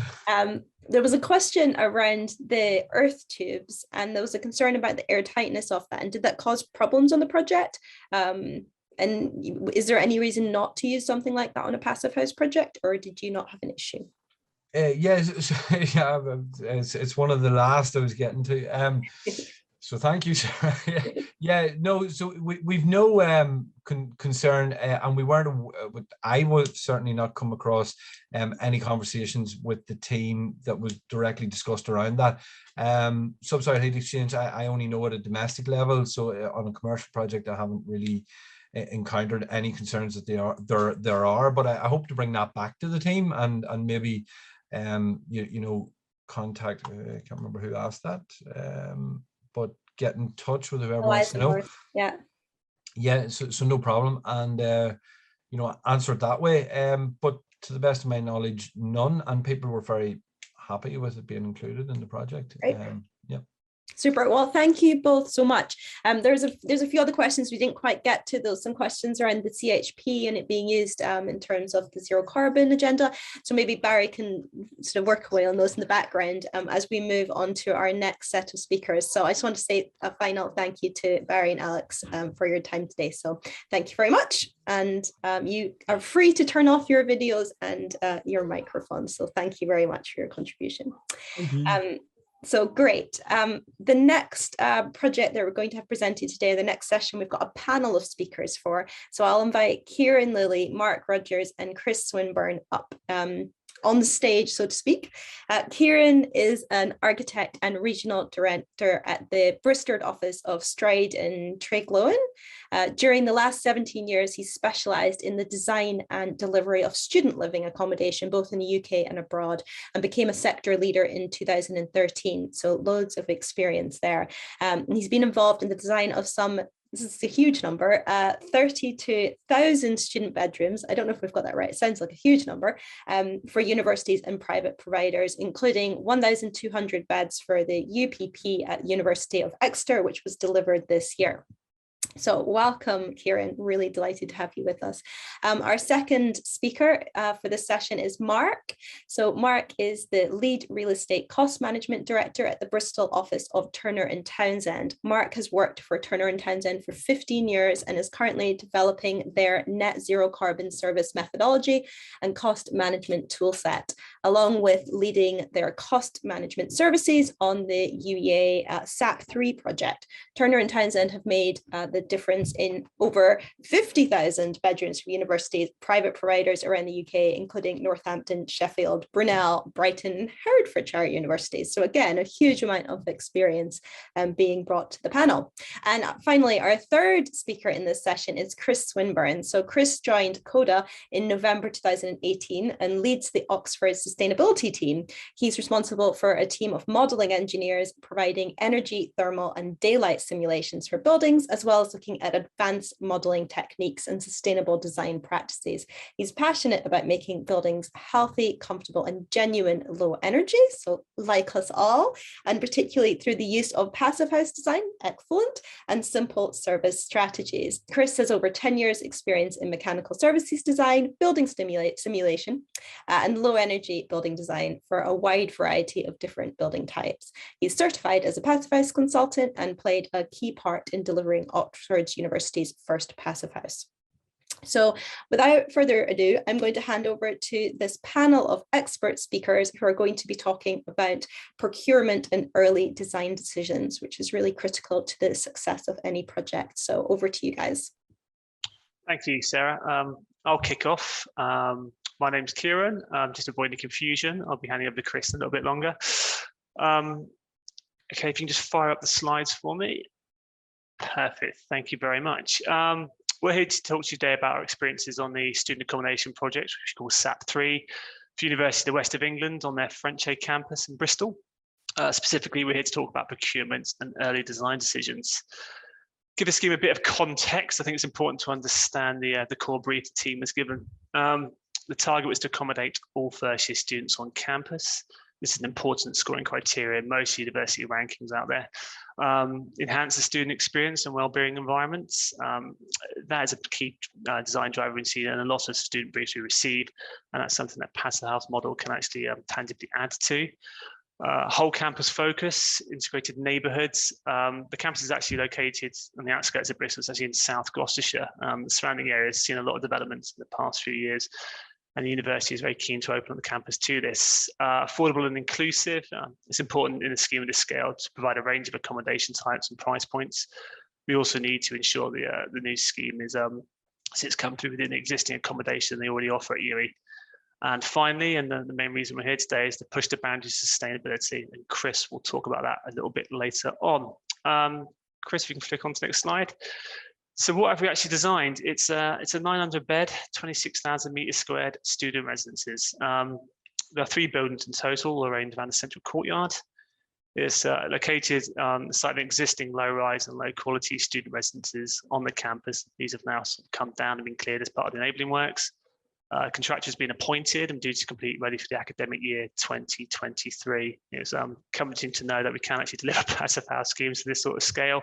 But we're only halfway through the journey at the moment, so take some comfort from the previous presentations. If you flick on to the next slide, range of accommodation types within the building for all types of student and most types of budget. The majority of this accommodation is included in cluster flats, but there are some self-contained studios. In addition to the residential accommodation, the scheme also provides a series of communal spaces, including cafeterias, study spaces, game spaces, local dining rooms, and landscape courtyard. So that's the background to the project. I'll hand you over to Chris, who will talk you through some of the early design decisions and how it influenced the development of the design. Good afternoon, everybody. There are a number of key design decisions we made that really affected, I guess, the feasibility of achieving passive house, but also in terms of cost. The first one really, it was even before we got to the design, was to understand the brief of the university, who have set themselves the target of becoming carbon neutral as an organization by 2030. And that was the backdrop really to the project. Even before it began, we were working with the university to develop a strategy for sustainability that would apply to the project and then to other projects. And what came out of that process was how critical it was to be targeting net zero carbon and how passive house would play a key part in that. So very clear brief from the beginning that would then inform the design decisions going forward. We had that briefing prior to the commencement of the project. So by REBA stage 0, we were talking passive house. It was then sort of confirmed, if you like, by REBA stage 2, and that was really fundamental to have that very clear brief from the university that this is what they are committing to enable us to crack on with the important design decisions, setting the energy strategy and going in that direction. The other key early decision was bringing on the certifier. We had discussions with a couple of the UK certifiers from early stages of the project to help us with understanding various aspects of how to apply passive house to the scheme. But Etude were then appointed at REBA stage 3 quite early on in that stage, and that really helped us then to cement some of those key parameters. One of the biggest design decisions is around the massing. And in some ways this was easy. The size of these buildings at 26,000 meters squared, floor area between the 3 buildings. The idea was to try and put this into as large a masses as we could to improve their form factor. So get that form factor down, that's the surface area, if you like, the building, get that as low as possible by having large masses. And we did that well. We were able to and we only got three buildings of fairly simple shape. But at this scale, actually, the form factor just comes out very low. And that has really big implications for the amount of insulation you need and the specification of other items such as glazing. I said big buildings are easier, they really are in that sense. There are obviously some other challenges with larger buildings, but the low form factor gives you massive opportunities to achieve passive house without significant stretches on specifications. One of the things we found was that the orientation was in fact not that sensitive, not a major driver, which was good in this case because the site lends itself to east-west facing buildings. The block at the top, you can see that's block 1.3. Despite the fact that it's east-west facing, we've had no issues with getting that to hit the magic 15 kilowatt hours. So a really important consequence of having that really strong form factor. The other key design decision, I think, was the elevational strategy, getting the glazing fractions right. And we found that there were these strange conflicts between passive house and other elements going on. So particularly those two red lines are just showing you that for passive house, we want to have not much north facing glazing and a bit more south facing glazing. But for daylight, which is one of the university's other key sustainability criteria, the opposite was the case. And then in the middle, you've got overheating, which is kind of in between the two. That was quite a wrestle to try and work out how to get those to work together. What we also found then, in a sense obvious, is that you can't have significant differences in glazing fractions for different bedrooms and different parts of the building. There's a fairly standard student experience that you're aiming for. What you see at the bottom there is, if you look very closely, some small deviations between the sizes of the windows on each facade, with slightly more emphasis on in fact, north-facing glass in some cases being increased for daylight purposes. In the end, what we found actually is that those differences between elevations are very small. So you can see these percentage fractions on each facade. There isn't very much in them. And that's largely, again, due to that the form factor giving us that flexibility and being able to achieve good daylight as well as hitting the passive house targets. We were then able to control some of the performance with the reveal depth, and we also looked at shading systems as well as part of that to control overheating. Leads us on to the overheating strategy, and again, really fundamental decision at the beginning of this was to separate out ventilation and daylight. We have a perforated panel that sits in front of one of the two windows in each bedroom that allows us then to ventilate the room without having to worry about conflicts with blinds or security or safety issues. And one of the things that was very obvious at the beginning is if we were going to have 100mm restrictors in all of our windows to stop students having the risk of falling out, that we weren't going to be able to deal with overheating. And sure enough, we were testing to 2050 weather files. We needed to have a building that could be very effectively ventilated. That does have passive house implications because you've effectively got half your glazing in each bedroom with very low solar gains. And so you don't get that winter benefit. That's a key decision to happen early so we can feed that into the design and make sure that the energy balance still works. The structural frame took a significant amount of time to resolve in terms of the chosen solution, and really because the team were wrestling with quite a wide range of different parameters and priorities, and of course passive house being one of those. So we looked at a significant number, anything from in situ RC frame, which is what we ended up with, to CLT modular steel frame solutions as well. And that there was a number of pros and cons of each of those, and the team went through quite a substantial scoring process, within which airtightness, thermal continuity, the big things for passive house, and embodied carbon as well, were highly weighted. But even with those high weightings, there's so many parameters going on here that actually, in some ways, the chosen frame wasn't necessarily the best for passive house, but we made sure that we were protecting against some of the particularly poorer solutions or more challenging solutions to give us something that we could work with, and then to develop off the back of that the airtightness strategy, which was made particularly onerous because of the fact we were targeting permeability rather than the air changes that you would normally have for smaller buildings. So a taxing airtightness target, and again, from an early point, trying to establish a strategy for that, test that out, talk to the marketplace and understand how that's going to work in practice, so that by the time we get to tender, we've got something that we have confidence in. The energy strategy, aside from passive house, was about really how we should deal with heat. And we found that the right balance for this project was to have direct electric heating, which saved a lot of money in upfront cost, and then to focus on the hot water as our main source of carbon emissions and energy use. And we, sure enough, have found in our numbers that actually that the added running costs of the space heating are relatively low compared to what we can we can save by using SLC pumps for the hot water. We did a life cycle cost analysis for these sort of decisions to help navigate through that, and then set a very clear MEP strategy that could then be delivered at stage 4. If I just hand on to Mark now, he's going to talk a bit about procurement.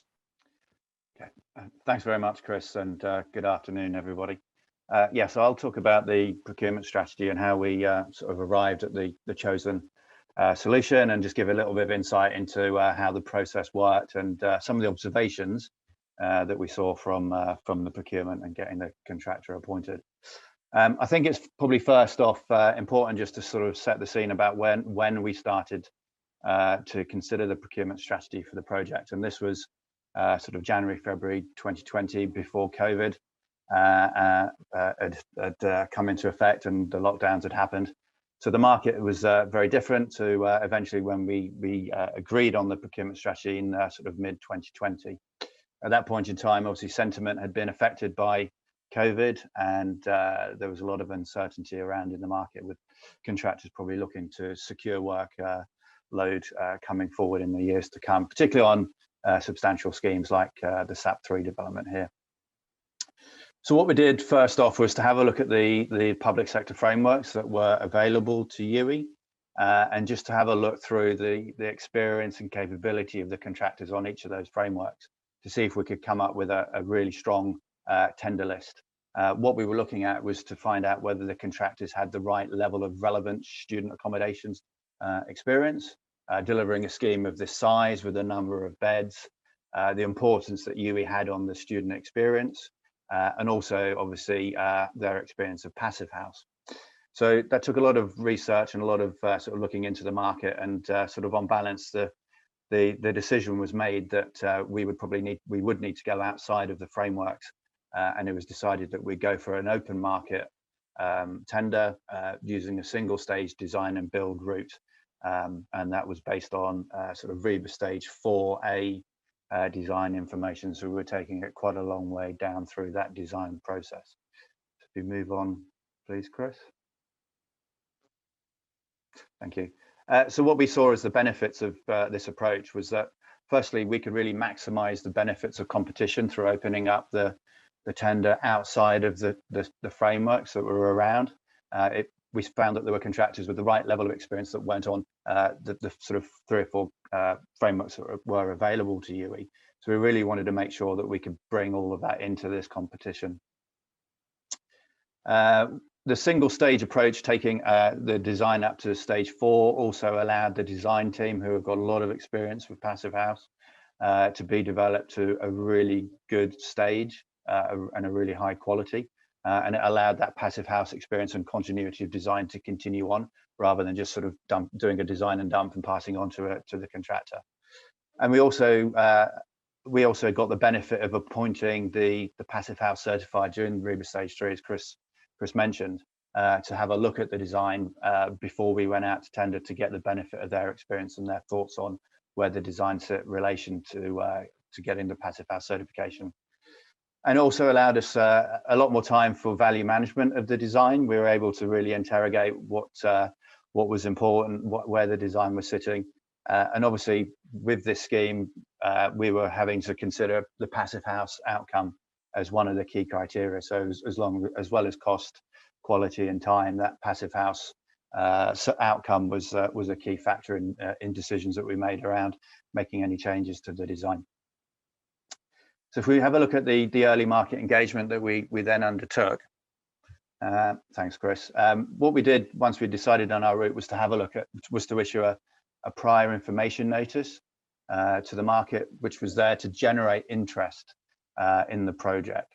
And it wasn't just at main contractor stage that we were looking to do this, it was really across the whole supply chain. So getting the subcontractors and all the product suppliers really aware of the project, and getting the main contractors sort of warmed up and aware of when we were going to come out to market to tender it, to get their estimating department lined up and get their supply chain lined up for pricing. We then held a formal engagement session with the market to outline the scheme, and we went through a lot of the detail that, and in a lot more detail actually than what you've seen from Chris earlier on, to show the simplicity of the scheme and the design for achieving Passive House, to really sort of demystify and take away any sort of concerns that the market might have of achieving Passive House on a scheme of this scale and size. Once we'd got through that sort of PQQ stage and we'd got our tender list and gone out to the market with the ITT, the formal tender, we held mid-tender interviews with the contractors, again, just to really explain the scheme again in more detail, listen to their questions and give feedback where we could. So we'll move on, Chris. Thank you. And the benefits of this was, you know, we really got that UK-wide interest in the project, and we gave them that sort of real lead-in time to get engaged with the tender process. That engagement session, both the sort of prior information notice stage and the mid-tender stage, was really beneficial because it allowed us to get feedback as well from the market. So it was a two-way sort of a conversation, and to give the team time to respond to any queries ahead of the formal tenders being returned. And back to Chris. Yeah, just to touch on the tender information that was actually provided to the contractor, we were really keen to provide very detailed information, particularly with a focus on buildability. We wanted the contractors to read this information and for their technical guys to be convinced and persuaded that actually the risks, particularly on air tightness, were going to be low, or at least to reduce their perception of those risks. We produced this Passive House strategy and contractors document, which effectively summarized the design and gave them ideas around the air testing strategy. It showed the basic constructions and how the air tightness of the building went together. And then structure grounds detailing was, you know, taken to that extra level. You can see on the right there some of the kind of details we have on there that just indicating how things are built. Just going beyond, I suppose, the normal approach for notation on drawings and things like that, really trying to hammer home that we've thought this through, that we understand how this building will be put together. That's just a snapshot of the sort of air tightness strategy and the kind of joined up thinking we were putting behind that. Back to you, Mark. Thanks, Chris. Thank you.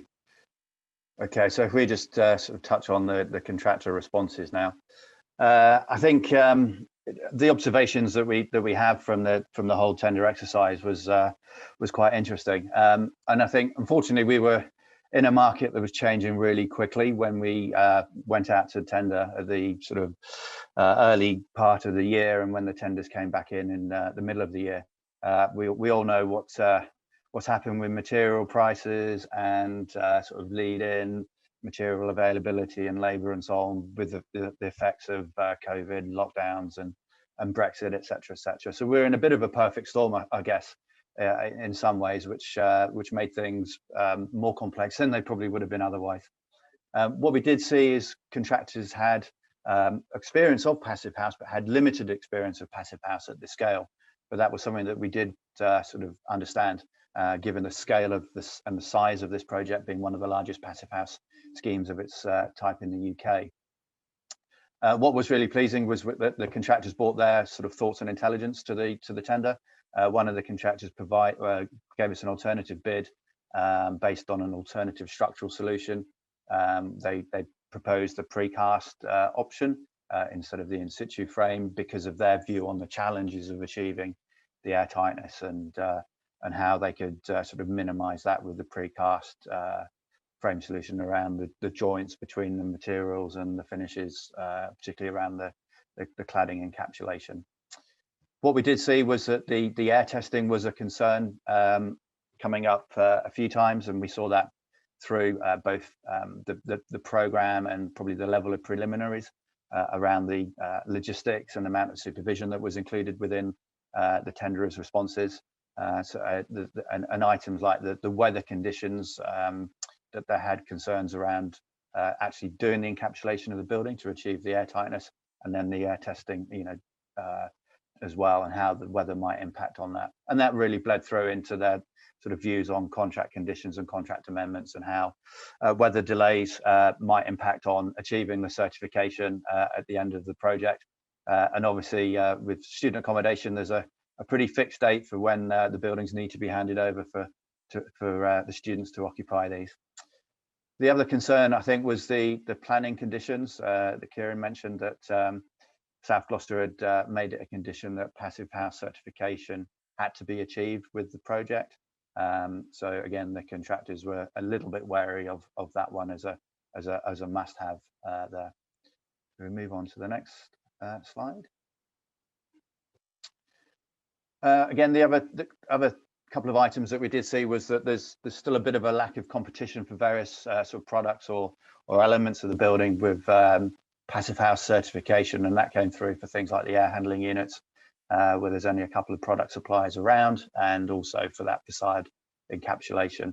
And I think as time goes on, we'll see more and more companies who have got that certification for their product or systems, which will help sort of drive competition and drive pricing down.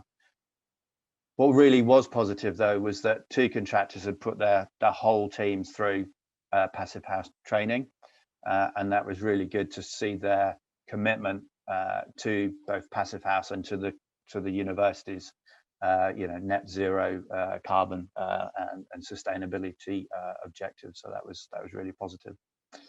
But I think the benefits of the approach, sort of just wrapping up here, really was that we got a really clear understanding of what the issues with the project were, that the contractors had issues with. Obviously, we were mixing the market issues as well as any other issues around doing a passive house scheme on this scale, but we were able to really address those head on, and we split up all of the particular sort of groupings of items that we had to consider, like risk, contractual issues, tender clarifications, and so on, all within competition still. So we were trying to keep driving the best value out of the outcome for the university.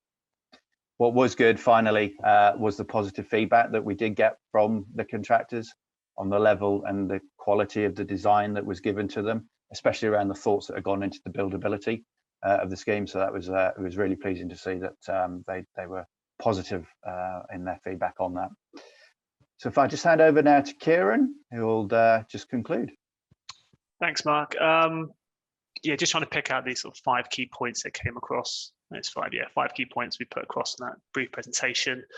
Early brief and design decisions are key to simplifying the process. We were very fortunate to have a committed and supportive client in UE who allowed us to do that. Second point there, procuring projects in the global pandemic or during Brexit. Of course, that was challenging, unprecedented, and struggling to think of another scenario that put us into the same amount of pressure, but obviously that has had an impact on costs. Contractor perception of risk is high, especially around air tightness. We've talked about that a little bit, which is why point 5, we sought as a design team to reduce that risk by producing a great level of detailing, potentially than they were expecting, taking the 4A. I think it was really beneficial, allowed us to detail an awful lot, almost to construction level, particularly around the facade and air tightness there. And finally, the market is still young for passive house at this scale. All tenders could demonstrate similar scale student accommodation projects, but none were able to provide relevant passive house schemes. More experience is needed by main contractors in the supply chain in that respect. But it is growing quickly, and this project will only help. So that is us. Many thanks, guys. That was really interesting. It's great to see the scale of all of these projects today. It's also great to hear about the clients really driving the agenda through their brief writing and including that aspiration for the passive house certification at the start. And obviously by having certification included, you know that while VE is always part of the process of design, at various different stages, you know that the performance will not be sacrificed. Also great to hear that you guys were running future climate scenarios for your overheating analysis, and this is certainly in line with our own recommendations at the Trust, and we have some really helpful tools and papers specifically dealing with the challenge of future climate scenarios, and we'll pop that into the chat for anyone who's interested. So I'll invite up our next speaker, which is Evangelika Mitsiakou, who is going to be speaking to us from AECOM today. She's a qualified passive house designer since 2015. She specializes in building energy performance modeling and low and zero carbon design. Having many years of experience in the UK as an energy consultant and as a member of M&E teams, Evangelia leads the sustainability design for projects while supporting the building services engineers in successfully delivering low and zero carbon solutions. Her experience includes applying sustainable solutions at different climates and different regulatory frameworks. So she's bringing a huge amount of knowledge with her today. She says, thermal modeling is her expertise and passive house is her passion. So certainly among friends here, welcome to the stage, and I'll hand over to you to talk about debunking the myths around passive house costs. Thanks, Sarah, for the introduction. Yes, I'm Evangelia Mitsiakou. I work for AECOM in Bristol. Let me share my screen. So, yeah. So today I'm going to talk about a study that we as AECOM did for UCL Estates. We assembled a multidisciplinary team experienced to passive house projects, and working alongside the client, we selected a representative sample of buildings from the client's portfolio. This sample of buildings have recently been completed as new or refurbished to a very high standard, but not to a passive house one. So as these are likely to be part of the UCL's ongoing capital investment, a comparison was carried out between what was adopted and how it would have been different if passive house was in the agenda from stage one. So this approach allows direct comparison and therefore provides a clearer picture of the changes in capital cost. So a little bit about AECOM, many of you may know, but yeah, we as AECOM, as the world's trusted infrastructure consulting firm, we are committed to managing our business with the utmost responsibility and to always strive for better, whether by reducing emissions, creating social value, and diversifying our senior leadership with and workforce. We are trusted advisors delivering professional services in many sectors, and working throughout the project life cycle, we are one team driven by a common purpose to deliver a better world. So with environmental, social, and governance principles embedded into everything we do, the goal of our sustainable legacy strategy is straightforward. And this slide shows our commitment to various issues. So today's agenda, I'm going to go through the scope of this study, talk about a little bit on the methodology we followed, the limitations, assumptions, and the proposals we did as a team. And then I will present the results, and hopefully I will share some thoughts as a conclusion. So misconception about high capital cost discourages clients to fully implement passive house standards. Limited research is publicly available over cost related to passive house for non-domestic buildings, which makes many clients very reluctant to take the risk. So in our study, the buildings were reimagined by altering the building fabric and the mechanical and electrical design. This study presents a novel approach on the real challenge, which is to nail down the capital cost uplift, if there is any, that is related to passive house certification only. So to itemize the changes, the heat loss form factor was identified and improved wherever possible. This was done by alterations to space use, which affected the treated floor area. Also, the thermal envelope was reviewed in terms of thermal bridge design, window ratios, etc. The think in layers approach was also reviewed. As for the building services, we reviewed the main strategy. We also reviewed the components location and the distribution routes. Finally, we suggested replacement of components to passive house certified ones.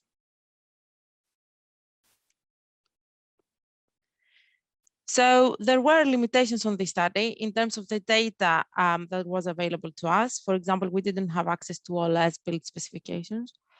A full PHPP calculation wasn't possible as many elements were completely unknown.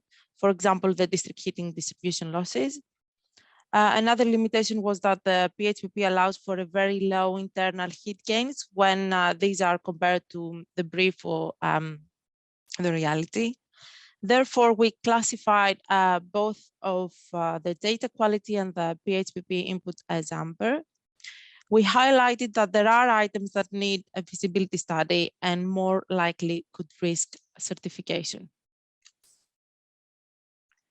So some of the basic assumptions of the study are that only the main contributors that would have the major capital cost impact were considered, and that full passive house or EnerPHit certification would have been achieved if this study was a real project. So the buildings that were assessed is a new one, the Student Center of UCL, if you already know the project, the building, sorry, and the 22 Gordon Street, where the Bartlett School of Architecture is now uses. So both of them had a heat loss form factor lower than 2, which was quite helpful. So the Student Center, it's a new building with a passive house certification. It has been assumed. Sorry, I don't know if you see, yeah, the full screen. Anyway, with passive house certification has been assumed for the sake of this study. There are elements already present in this building that are very close to passive house certified ones, like the Schuko curtain wall. Some information that affects passive house certification is that this building has mainly circulation areas. There is an atrium and many staircases. There is also a big roof light orientated to the east. The cross ventilation controlled even during the night. And sorry, what I showed earlier was the plant room placed quite in a distance from the risers. So 22 Gordon Street, it's about the deep refurbishment for which EnerPHit certification has been assumed. This building has a complete new thermal envelope, which provides the best potential for very low U values. Also, the post-occupancy evaluation showed very low operational energy. And finally, both the space use and the services distribution are very efficient. So what were our inputs into PHPP? You can see whatever is highlighted in color. So on the first tab for the heating, we calculated all the U values. As a general, we fully acknowledge that PHPP is a very rigorous and sensitive tool. So we are very careful when we use it for high-level approach, or as we do for the early design stages. In each case, the heat loss form factor was first calculated, as I said earlier. Then for the new build, we used it extensively to identify fabric loss and decide areas of improvement. A standard thermal bridge for all thermal elements was allowed. Multiple MVHR units were input as one, averaging out the percentage of efficiency and duct losses. And as for the deep refurbishment, it was partially used. The degree days methodology was mainly used to assess each item separately.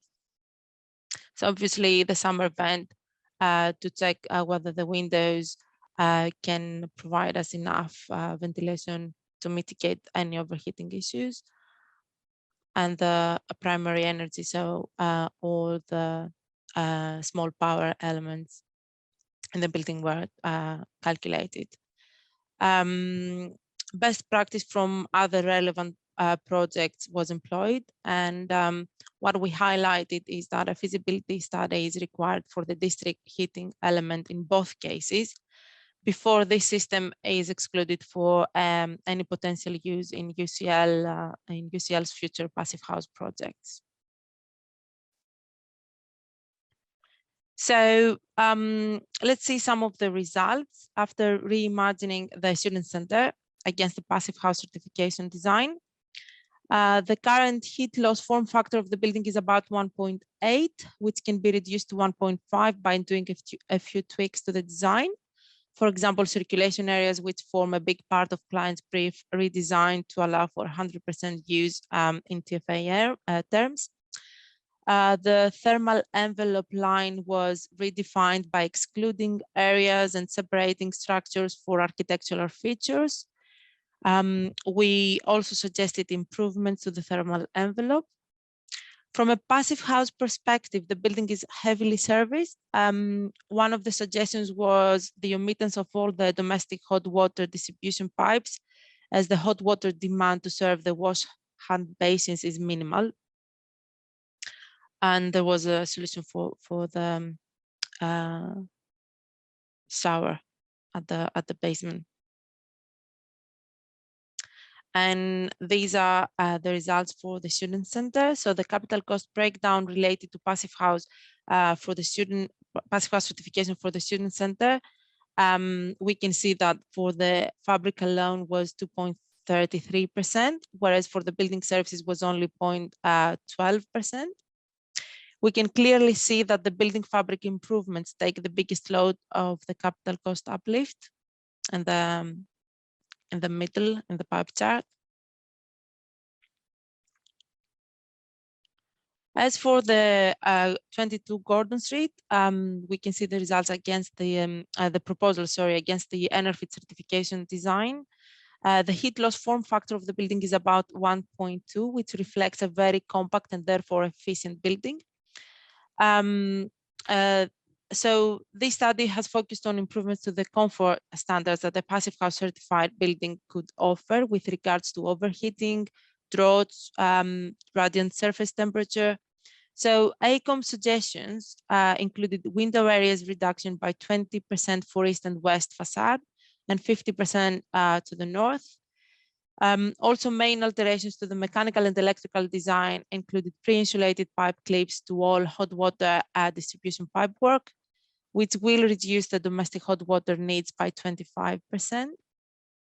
And the cooling set point to change from 25 to 26 degrees, that is now, to 24 in all spaces. So we don't think that this will change the cooling load due to the improved air tightness and reduced window areas and solar gains. So these are the results for 22 Gordon Street. By applying these measures, we had 2.3 increase in capital cost, 2.3 capital cost saving for the building fabric and 2.3 capital cost increase for the replacement of non-passive house certified units. So the mechanical ventilation heat recovery units. So the results showed that the capital cost uplifts were far lower than commonly assumed. It was only 0.92% for the new build and 0.04% for a deep refurbishment. This contrasts strongly with the 10 or even 15% uplift commonly quoted and shows that a relatively small cost can yield huge energy demand and in turn carbon savings. So as a conclusion, that's a quote from our client, Ben Stubbs, which states that the work with AECOM provided reassurance that implementing passive house principles doesn't necessarily cost more for new buildings, and it can even result in significant savings when viewed in life cycle terms. So a few thoughts I would like to share with you as a summary to our study. The first and most important for us is that occupants' thermal comfort is the real added value to a passive house building. It can't be costly, and it should be better communicated with the wider public. Otherwise, it will be easily surpassed. Also, at the very early stages, the performance and cost in the round for the building lifetime should be considered. Anything you add to a building will potentially cost in capital and ownership, but the review must consider value and return on investment in all aspects across the full life cycle. Only then can informed decisions be made on a whole life basis. Another thought to share is that with building regulations getting more onerous, passive house will become the mainstream when the value added is well known and well communicated. For those that are not in a passive house, in our passive house community, just to let you know, the treated floor area is not the same as the total floor area commonly assumed. It is all about how you use the space, the area efficiently and to the full extent before any energy figures are compared against this. So we need to be careful if we compare apples with apples. So in terms of the life cycle cost analysis, it can be a big ally for passive house cost comparison. And especially for the deep refurbishment and the example we used, just to highlight that this cost comparison cannot be applied to all refurbishment. And I think that's the case with most of such projects, because yeah, every refurbishment is a bespoke one. So that's all from me. Thank you. Thank you very much, Evangelica. That was really, it was a really great presentation. It's really interesting to hear how the Passive House tools were used from an early stage on those projects to kind of drive the efficiencies in the overall design of the buildings, and also used to drive efficiencies in the services design. So where there are extra costs, you can find efficiencies elsewhere by adopting Passive House from an early stage on the project. So it's really interesting to see. Lots of questions have been coming up in the Q&A, but we'll save those for after our next presentation. So the next presentation is another team effort today, and it's going to close out our series of presentations today. So I invite up onto the screen Joel, Catherine, and Carol. So Joe Carroll has been designing buildings for natural light for nearly 20 years, always seeking to balance the art and science of natural light. He has a wide-ranging experience across many sectors, working in partnership with creative designers. I feel like that's been a common thread actually in a lot of the questions, so it'll be interesting to hear Joel's take on whether there's sacrifices to daylighting that are required for energy performance.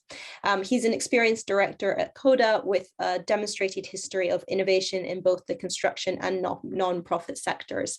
He's got strong professional skills in sustainable design, feasibility studies, and building physics. He's a certified and practicing passive house designer, a chartered engineer, and an affiliate of REBA. So welcome, Joel. Really pleased to have you with us today.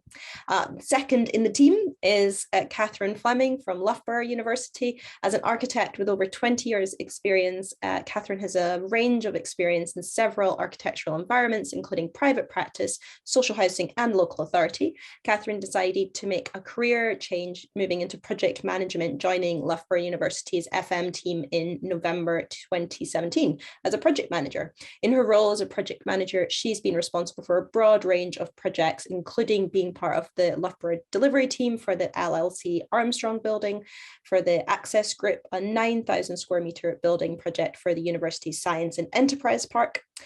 She commenced the Sport Park Pavilion 4 in late 2020, and its first passive house project undertaken by Loughborough University. So super pleased to have you with us, Catherine, and looking forward to hearing all your knowledge that you're going to impart on us. And finally, third member of the team, Carol, is an associate at David Morley Architects. Carol joined David Morley Architects in January 2011, and most recently has been project architect for Zone W of King's Cross's master plan, a large residential project in central London for developer Argent, recently submitted for planning permission. Previous projects at David Morley Architects include student housing for the University of Kent, a residential project at Lister Mills with Urban Splash, and Dixon Pon University of Oxford China Centre building. So lots of experience again on the table for this presentation. And you guys are going to be speaking to us today about considerations and approaches to appointing designers and contractors for large passive house projects. So really looking forward to hearing what you have to say. Over to you guys. Okay, Carl, can you load up the PowerPoint, please?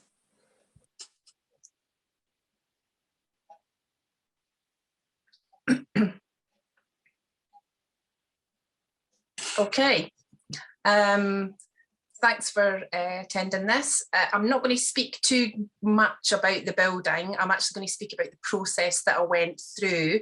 Next slide, please, Carl. We'll just kick straight into it.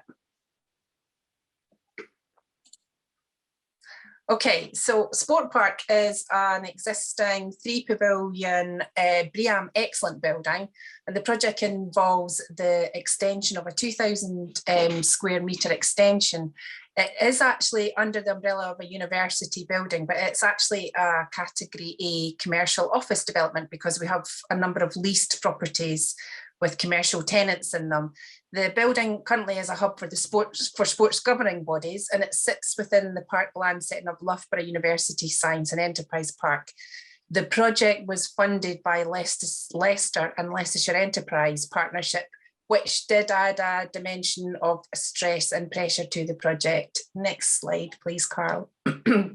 Now, the initial brief was to create a 2,000 square metre fourth pavilion. The design team were tasked with using the same architectural language and aesthetics from the previous pavilion. And at that stage, I knew that the BREEAM wasn't going to give me enough energy, enough in terms of energy efficiency in terms of the building working, but didn't really understand fully what Passive House was going to bring to the table. Normally at Loughborough we go to design stage 3 and we have this mythical design stage 3+, which is a little bit not here or there. And I opted to just do what everyone else did and went for the design stage 3+. Also not being fully aware about, fully understanding what a Passive House really was going to really mean for me. I kind of just sort of tickled it and said, well, we'll approach Passive House rather than actually commit to it, because there was concerns from the in-house team about cost and impact and would this be something we'd be able to achieve. So that my initial reaction was the sort of design team hierarchy would be David Morley Associates as the previous architectural team, where they were really well skilled to come forward and go with the next pavilion. I needed a mechanical, electrical engineer, and I had a Passive House consultant sort of a little bit down the pecking order in terms of hierarchy, but I mean, there's no real hierarchy in the design team, but that was in my head where I thought we were going to be with the sort of influence the Passive House consultant would have. If Joel, can you put me on, Carol, can you put me on to the next slide? Okay, so during the design, Joel popped this slide up here where he'd taken the original building fabric and analysed it in terms of thermal efficiency, thermal break points, contacts, etc. And I had never seen another building consultant look at a construction drawing and actually analyse it in this way. And at that moment, I realised what a building physicist did. And I realised what CODA, the Passive House consultants, were going to bring to the table. So working with David Morley Associates, Carl predominantly, they sufficiently looked at the fabric and developed it to what we are now proposing to build. At that point as well, we're about design stage 2, coming to design stage 3, it became apparent that I really needed to control, for me, the actual outputs. We went out to tender because we didn't have enough time to allow the contractor to do the design work. I was procuring the contracting team through a framework, and I was already looking at their skills, and they potentially didn't have sufficient skills to drive this at the programme pace we needed to drive it at. So I then at that point opted to take the design to design stage 4 and actually fully committed to Passive House accreditation. So that was the biggest learning curve. I needed to commit early on and be sure that that was what we wanted to achieve. So when we look at the design team of the Passive House Classic, if we're going to look at hierarchies and how they all work, we would still have the architect front and centre as a design lead in terms of specification, construction and materials. We then have the builder, in my opinion, this may not be your opinion in the room, but my opinion, it's a building physicist who then sort of coordinates between the mechanical and electrical engineer as a sort of, not a go-between, but just works it all together. And then you've got your structural engineer. I then at design stage 2 got Etude appointed as my Passive House certifier, because it was apparent if I was going to certify, I needed to get them on as early as possible so the design checks could be carried out. Any major issues could be flushed out sooner rather than later, and it gives an extra pair of eyes on the project. So that was where we were in about February, March this year. In the background, Carl, if you just want to move to the next slide. In the background, I got, because we'd never done Passive House before, I got my initial buy-in from Greg Watts, our energy manager, who was confident it was the way we had to go. We're quite wedded to BREEAM because it's quite it's a tangible way of measuring and balancing things and doing the checks and balances. Then got buy-in from the sustainability team, who were looking at possibly giving us PVs. They're driving all the carbon reduction information in our energy strategy. As has been previously said in the other presentations, I got buy-in from the maintenance team so that they started to understand what this was going to mean for them. I got buy-in from the site management team and the landlord, because we have a landlord property office here. Now, this has been actually really good because they were initially quite skeptical, but going out into the market, there's a lot of excitement about us having a Passive House commercial office development, and it's buying into the sort of carbon strategies of the potential tenants that we're looking at.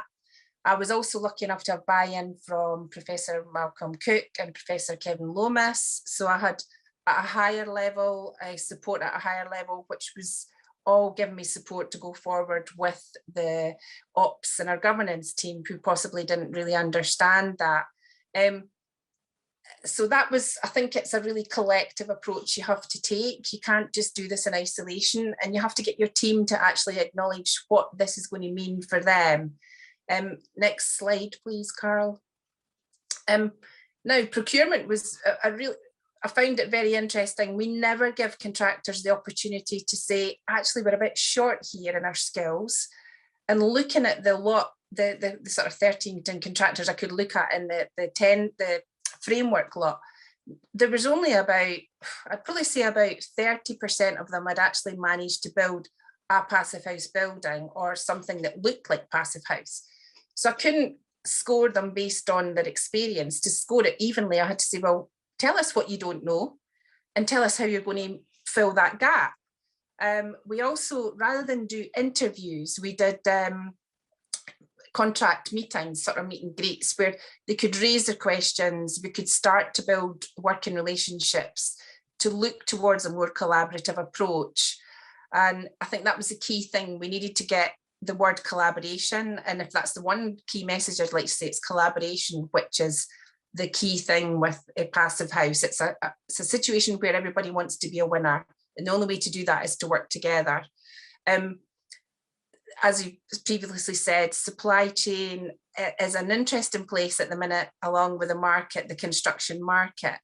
We did raise these questions, and obviously the market's tight for Passive House equipment and certified kit, but that is now beginning to open up. And through the process, we've been sort of monitoring that and being able to look at our costs, working with their supply chain and this kind of thing. So I would say it's just getting everybody to think differently about what the building process is going to be. Next slide. I think that's will be my last slide, Carl. So if I was to start this brief again, I would still have the 2,000 square meters. I'd still have to use the same architectural language. I would have consultancy services to RIBA Design Stage 4. Now, I know that's a little bit contradictory when you go to a GCT Design and Build. I would achieve Passive House accreditation. I would focus on fabric rather than technology. It's more than apparent that it's management of fabric and good building practice that brings you Passive House. I've actually, because I had academic buy-in, I have been able to pepper the building with monitoring. So we're going to have a dynamic learning environment in the building, which can be sort of compared against the existing BREEAM building to see how it compares and contrasts. One of the things we also had to be aware of is the long-term maintenance of kit and equipment. Because the word Passive House makes it sound like it's a big sort of dark art, but in actual fact, it's not. From my perspective, it's a sort of much more less is more approach to building. And also look at what your flexibilities are, because the future, you don't know what the future may hold. You may want to test your design to see if you put a couple of partitions here or take a couple of partitions out, what's the impact? And I think looking to the future is not something you generally do in a build process. You look at the here and now, but it is something that we had to take account of for the tenants potentially coming into this. So I'll pass you over to Carl Quinn, who was the lead architect on this. Thanks, Carl. Thank you, Catherine, and hello, everyone. So our involvement with Sport Park started back in 2007 to create an innovative office environment with the emphasis on sustainable design. BREEAM was a metric it was measured with, and we achieved BREEAM excellence in 2010. Sport Park was always designed to allow a future fourth pavilion on the lawn to the south of the existing building as dotted, and the red section of cladding was designed to be demountable to allow this. And with Pavilion 4 superimposed onto this aerial photograph, you can see that the geometry of the new pavilion follows the radial grid of the existing building. And the reason for this arrangement was to maximize the space in the courtyards between the pavilions and to allow good visual connections from the office spaces to the landscape, and also to make them courtyards as light as possible. So essentially, the framework for the building was largely in place. Catherine and the team at Loughborough University were keen to maintain this, and we were also. Now we had the challenge of applying the Passive House standards to this framework. So to start with the layout, on the left is the overall building layout. The existing 3 pavilions are in grey and the new pavilion highlighted. And you can better see in plan just how these pavilions fan out to create those generous courtyards with light. On the right-hand side is a typical upper layout. As per the existing building, circulation, toilets, showers, and ancillary spaces were all located in the link part of the building. This is stacked on all levels, given a compact layout, minimizing hot water distribution, associated heat losses. And then the large open plan office has generous windows on all sides with opening vents to allow excellent cross ventilation, bearing in mind that office spaces, there's a lot of internal heat gains from equipment and from high occupancy numbers. And continuing on the theme of the original building, we have horizontal solar shading on the south facade, and to the west we have a carefully designed vertical solar fins which minimize solar gains, and these work really well in the Passive House modeling analysis. Internally, well, Pavilion 4 was the same footprint and layout as the existing Pavilion 2, so I added this slide to show what the visual impact of the Passive House standard would be against an existing office space. And largely the aesthetic remains pretty much the same, with the exception of the ventilation ductwork required for the heat recovery system. And we were also able to design out the wall-mounted radiators for a cleaner interior, and we installed trench heating within the floor void while maintaining lots of exposed concrete, which acts as that thermal store. And just to touch on the architectural character of the existing building, these were of long ribbon windows to the north and south of each pavilion, great for getting light in, views out, the connection to the landscape. And these were a very slim aluminium frame. There was generous feature windows to the corners, and the solid elements were a mix of rain screen, terracotta, and metal cladding. And all of this we wanted to retain as the aesthetic. Early outputs from the passive house modelling indicated the glazing should be reduced by about 10% overall, which was reasonably easy to achieve. The large expansive glass to the stair cores was infilled by 50%, still giving light and views out.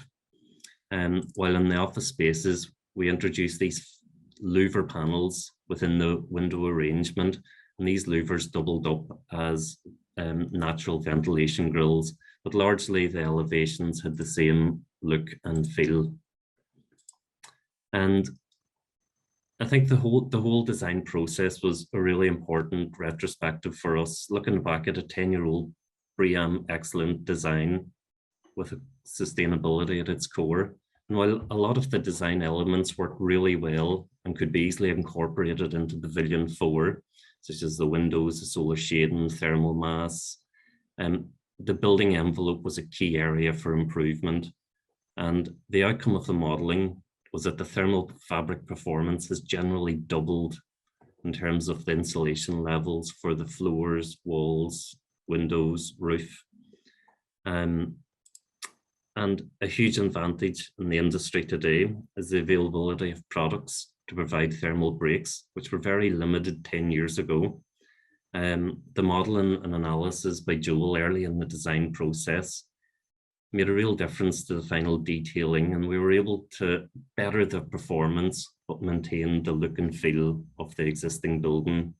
And similar air tightness membranes and tapes are now much more readily available. And this was a key point of discussion throughout the design for both the design team and the contractor, how best to detail and construct the air tightness line. So in terms of the facade and passive house standards, windows were a critical element.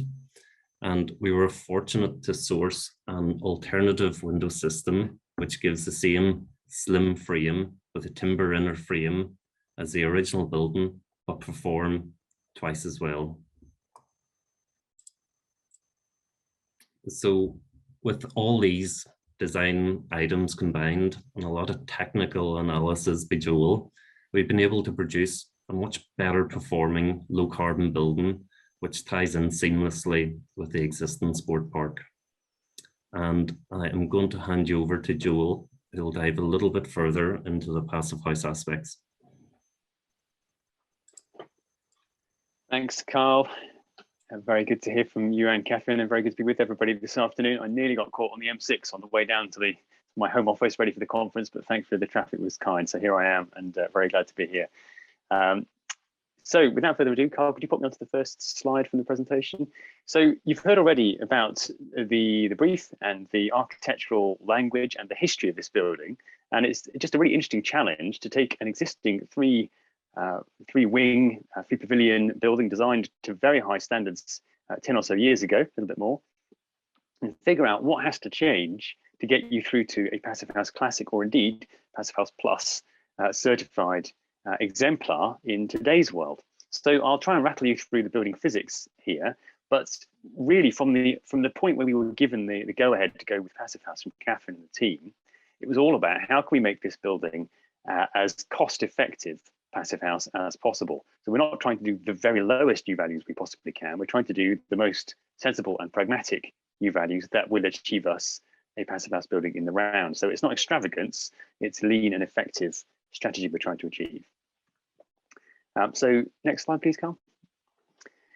So we just wanted to mention that we think the original tonnage of Pavilion 4, were it constructed 12 years ago, so imagine Pavilion 2 on its own, might be something like 80 tons per year, give or take. And that's partly because the ground source heat pump that was there at the time didn't work as well as expected and was decommissioned or switched off at some point fairly early on in the building's life. And so it was a bit higher carbon than intended by the design team. And we haven't done any detailed analysis as to why, but we figured that's roughly where we're starting. That's our starting point in carbon terms. But here we have a brief from the university to try for Passivhaus Classic as a starting point, or Plus if we can, but also to try and be net zero carbon in operation if that's at all feasible on the site. And you'll hear as we go through that it did prove to be feasible, we think, and we may well be edging towards a Passivhaus Plus depending on the size of the PV installation at the very end of the process. And so we'll be zero carbon at the point the PV is installed or around 2030, just through decarbonisation of the grid, either way. So we're pretty happy with a very, very substantial boost in performance overall using Passivhaus. And we're very excited about the process we have to go through to go from an exemplar of some years ago to an exemplar of today with the same architectural language and the same architects, the MA doing both schemes. Has been a really interesting experience for all of us. So Carl, next slide, please. For the nerds amongst you, you'll want to know all the specs. Carl gave you a little teaser a moment ago with the U values and the upgrades from the previous U values. And this is a little more data on the same topic you're seeing on screen now. And I'm afraid I've put the form factor absolutely tiny. So those of you that are keen to know about the Passivhaus performance in detail will be zooming on your screens now trying to see it. It was 1.47 actually, which is really low. My colleague Chris Swinburne mentioned the low form factors on the UE buildings earlier in the conference this afternoon. And these numbers here are similar to his on that scheme. So 4-storey compact form building, very, very efficient. So the red area of the building, the heated envelope, is very small compared to the yellow area on my slide here, because it's just a very compact shape. And that we inherited from DMA's design of 12 years ago. So we were very fortunate, really, that the form factors of the original 3 pavilions were good. And so with a bit of care and a little bit of tweaking, the form factor was retained to this next 4th pavilion here, which gave us this boost, as Chris Swinburne also mentioned, that allowed us to use these relatively normal U value. And Carl did say they are something like twice as good across the board as the original building. It's interesting that the wall U value was a real determinant of cost as far as we could tell. We wanted to make that as least onerous as possible for the contracting team. So it's double the insulation of the previous wall at roughly also double the conductivity. So the actual insulation itself isn't helping. For reasons of fire safety, we had to swap from a plastic-based insulation of PIR type board behind the rain screen to a mineral wool, which doubled the thickness for a given U value. So the main improvement happened through the use of thermally broken rain screen bracketry. That was what caused the other U value previously 12 years ago to be much higher than the U value from the insulation would imply. So again, this idea that products have become available that allow us to do these sorts of U values at quite similar cost actually to the previous scheme, because the products just simply weren't on the market or weren't on the market at cost-effective levels of pricing. So all in all, nothing too extravagant here, and a centralized MBH charge to top it all off. And then Carl, next slide, please. So just a quick note on the window design. I've got the sense I'm going to get some Q&A quizzing on this one. Carl already mentioned we tried to trim the total glazing area down by about 10% of facade. Someone's going to ask me what the exact percentage was, and I can't remember it offhand. I feel like it might have gone in just below 40% in the end, but I could be wrong about that from a origin of about 50. And we did that partly through the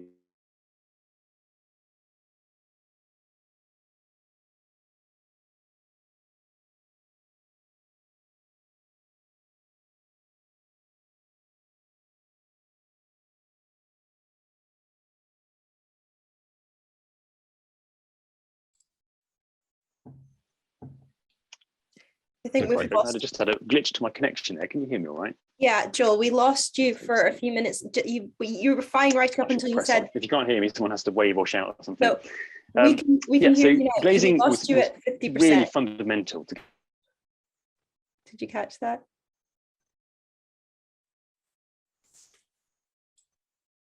I think we might be losing Joel. Carl, are you able to pick up on his sides? Is it dropping you in a little bit? it is a little, but I will try. So what I suspect Joel was going to talk about here was the overall perimeter of the glazing. as you can see in this this elevation, whereas previously that would have been all glazed. These were the ventilation grills that we were able to introduce, and which doubled up as that natural ventilation. I'm not going to attempt to speak on the slides on the left-hand side. Carl, can you hear me now? I've just swapped over to another connection. Yep, we can hear you, Joel. Okay, don't know what happened there, but I got pulled off the Zoom call, so I've just dialed in again. Yeah, very briefly, and I'm aware that we're a bit over time overall on the conference, so I'll try and wrap this up fairly quickly. We're very, very concerned about the window design to be absolutely as tight and lean as it feasibly could be, both in winter performance terms and in summer performance terms. And so, again, for the nerds amongst you, you'll see the shading fraction should be different summer and winter. You want more sun in the winter for solar gains, preferential solar gains. You want less in the summer to avoid overheating. And with some real care and some tuning, we were able to get some good shading fractions we were very happy with. On the glazing size, as you can see on screen, having already reduced total transparency with these louver panels that are providing us our secure night ventilation. Just one final comment on that before I move on. That is to say that the client team had a preference for manual control of ventilation systems rather than something more automated like Window Master, having had some challenges with the Window Master on the previous scheme. So these are manually controlled by the occupant nearest to them, or occupants nearest to them, by an inward opening door. So incredibly simple, nothing automated, no actuators, nothing fancy, just people opening a louver panel when they feel like it benefits them in terms of temperature. There's more on that in a moment, but it's very, very simple in maintenance and operation was our key target. Next slide, please, Carl. Right, rattling through extremely fast. I can't say we had 4.5 kilometres of thermal bridging. That was an extremely impressive total from our Irish colleague earlier. But we did have a fair bit of thermal bridging to deal with, and we went right through every single detail of the original scheme, bearing in mind we had to keep the same structural solution as previously in order to match all the levels and tie the building up with its 3 previous pavilions. So we had a concrete cast in situ concrete frame, and that brought with it a whole load of details from the other schemes that we then had to revisit sort of piece by piece, really forensically, checking and changing each detail to make sure it was going to pass the Passivhaus criteria and give us the overall performance that we needed on the project. Next slide, Carl. And there is the overall performance. Now, in fact, this energy balance was done during stage 3, and by the time we finished stage 4, we were down at about 11.5, I think. So I'm sorry you've not got the very latest data. And of course, we'll be going back through this again for the construction phase anyway, to make sure we've got it exactly right for the as-built details. But we were really pleased with this result, and we were pleased particularly that we hadn't had to rely too much on solar gains to achieve our overall performance. We didn't want that solar gain number, the 18 on the screen here, to be too high. Otherwise, we were going to be concerned about the overheating issues that might present. And just a final note on overheating on the next slide, please, Carl. Again, lots of work done here. TM52 was used alongside the Passivhaus overheating criteria, but we lent more on CIBSE TM52, to be honest. And we were very, very keen to test this against future weather files as well as present day. So with an eye to how is this building going to perform in a heat wave, which will become increasingly common. And Carl and Catherine will tell you I was a bit of a fascist on the design team for overheating detailing, and really pushed that we have to have this built in at a fundamental fabric level, that this building will adapt well to high temperatures in the summer in the future. Just the final couple of slides now. The control strategy I said already was very straightforward. There is, of course, the usual full-on 24/7 MVHR that you'd expect. That's always there. But how other things work throughout the year do vary. And there is the possibility, if the client wishes to engage the building in heat wave mode, which is basically to a kind of comfort cooling peak lop systems. That employs the heat pump as a cooling system, but that isn't necessarily needed. The building should stay cool without those things. That's how the modelling has certainly shown it should work with the solar shading, the louvered ventilation, and the thermal mass. But in case the future weather proves worse than we thought, it has the ability to close the panels and run the building in cooling mode to cope with really extreme heat waves if needed. And the rest of the time, it's exactly as you expect, MVHR in the background, and open the windows if you need to cool yourself down, and when you do. So let me just summarise with a final slide then. We really enjoyed going through from exemplar of yesteryear to exemplar today. It was a really interesting creative process for the whole team. Carl and I really enjoyed working on it together, and the rest of our 2 teams in the 2 practices, plus Catherine and her team and the others contributing as well. And I think the main thing I'd say is what everyone else has already said, which is that it was collaboration that really delivered for us in terms of getting this lean, cost-effective, straightforward, low-maintenance building for the university and for their tenants. And then just this looming monster of the future climate has driven our design, I think, to perform in an exemplary way as it responds to the future that's going to surround it in climatic terms. And you can just finish on that last slide, Carl, and I'll hand back to the team. And that's all from us, I think. Super. Thank you so much, guys. That was a really fantastic presentation. It was really good to hear about the value that Joel was able to bring to the team as a Passivhaus consultant, and to take something that was a high-performing building 10 years ago and make it a high-performing building with a similar design, but just tweaked in terms of making that fabric really work hard to get to that performance. That's great. And yeah, as Joel was just saying there, really super to hear all the collaboration that was sort of being built into the project by Catherine. So great to hear about the meet and greets rather than interviews. I like that. So collaboration, clearly a priority. And I think that's what we need on all projects to get the most out of them. And great to hear about your attitude towards getting some POE, so post-occupancy evaluation, in there. It'll be really super to follow along with the project, and we'll have to have you back in a few years to present on that topic as well. I'm going to invite all the speakers from the last session back onto the screen. So Kieran, Mark, Chris, Evangelia, Joel, Catherine and Carl, to stay on. It's a big panel now, and we've actually had loads of questions. It's been very topical. So I'll pick up on the shading design, because that was clearly a priority from the original design, actually, that Carl was presenting and then picked up by Joel. So that was a question which came up on the student accommodation. So I'm going to put that to Kieran, Mark and Chris, if one of you could comment on external shading. Was external shading part of the design for that project? Was it considered, and is it in the final design? Do you want this, Chris, or? Yeah, we were just having a joke beforehand that neither of us could quite remember what the answer to this was. It was considered in quite a lot of detail. So we looked at, I mean, the issue for us really was we didn't want to have big bolt-on shading systems because of the costs and complexity of that and thermal bridging. So we wanted to do everything we could around the window reveals. But then we found that because the height of the windows that worked architecturally meant that the reveals weren't as effective at shading the particularly lower part of the window. So we looked at fins effectively built into the window frames and on the tops and sides of the windows. But actually, in the end, we managed to get, I think, pretty much all the spaces to work without those fins. This is where we're having a debate. You should probably know the answer, but it's been a short time since we looked at it. I've asked a friend, and we do have some splayed reveals, but we don't have any dedicated fins. You've got to remember, half our windows are covered in a louvered panel anyway, which it's got 50% transparency anyway. So there's a degree of shading there anyway. So actual physical glazed element it's not small by any means, but it's definitely less than it would be without the louvered panel in there.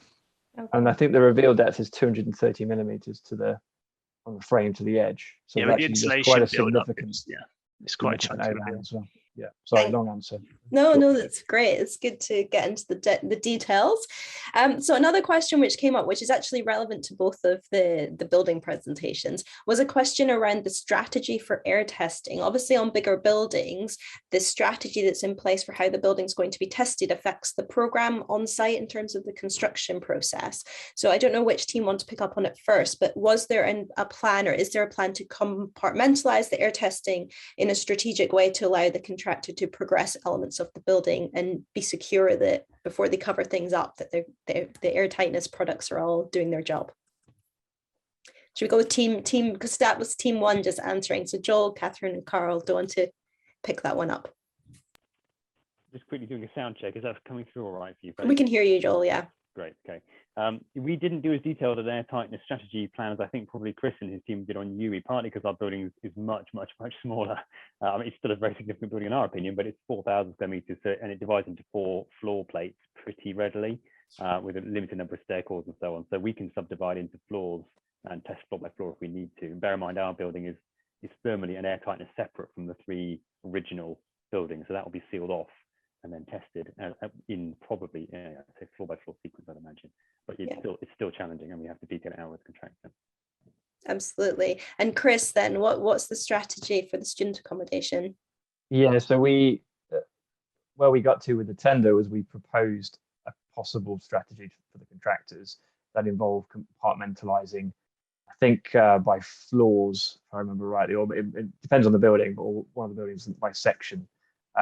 But it was quite tricky because in one particular case, we were needing to have a large hole left at the base of the building to allow enough air to get to the distant parts of the building.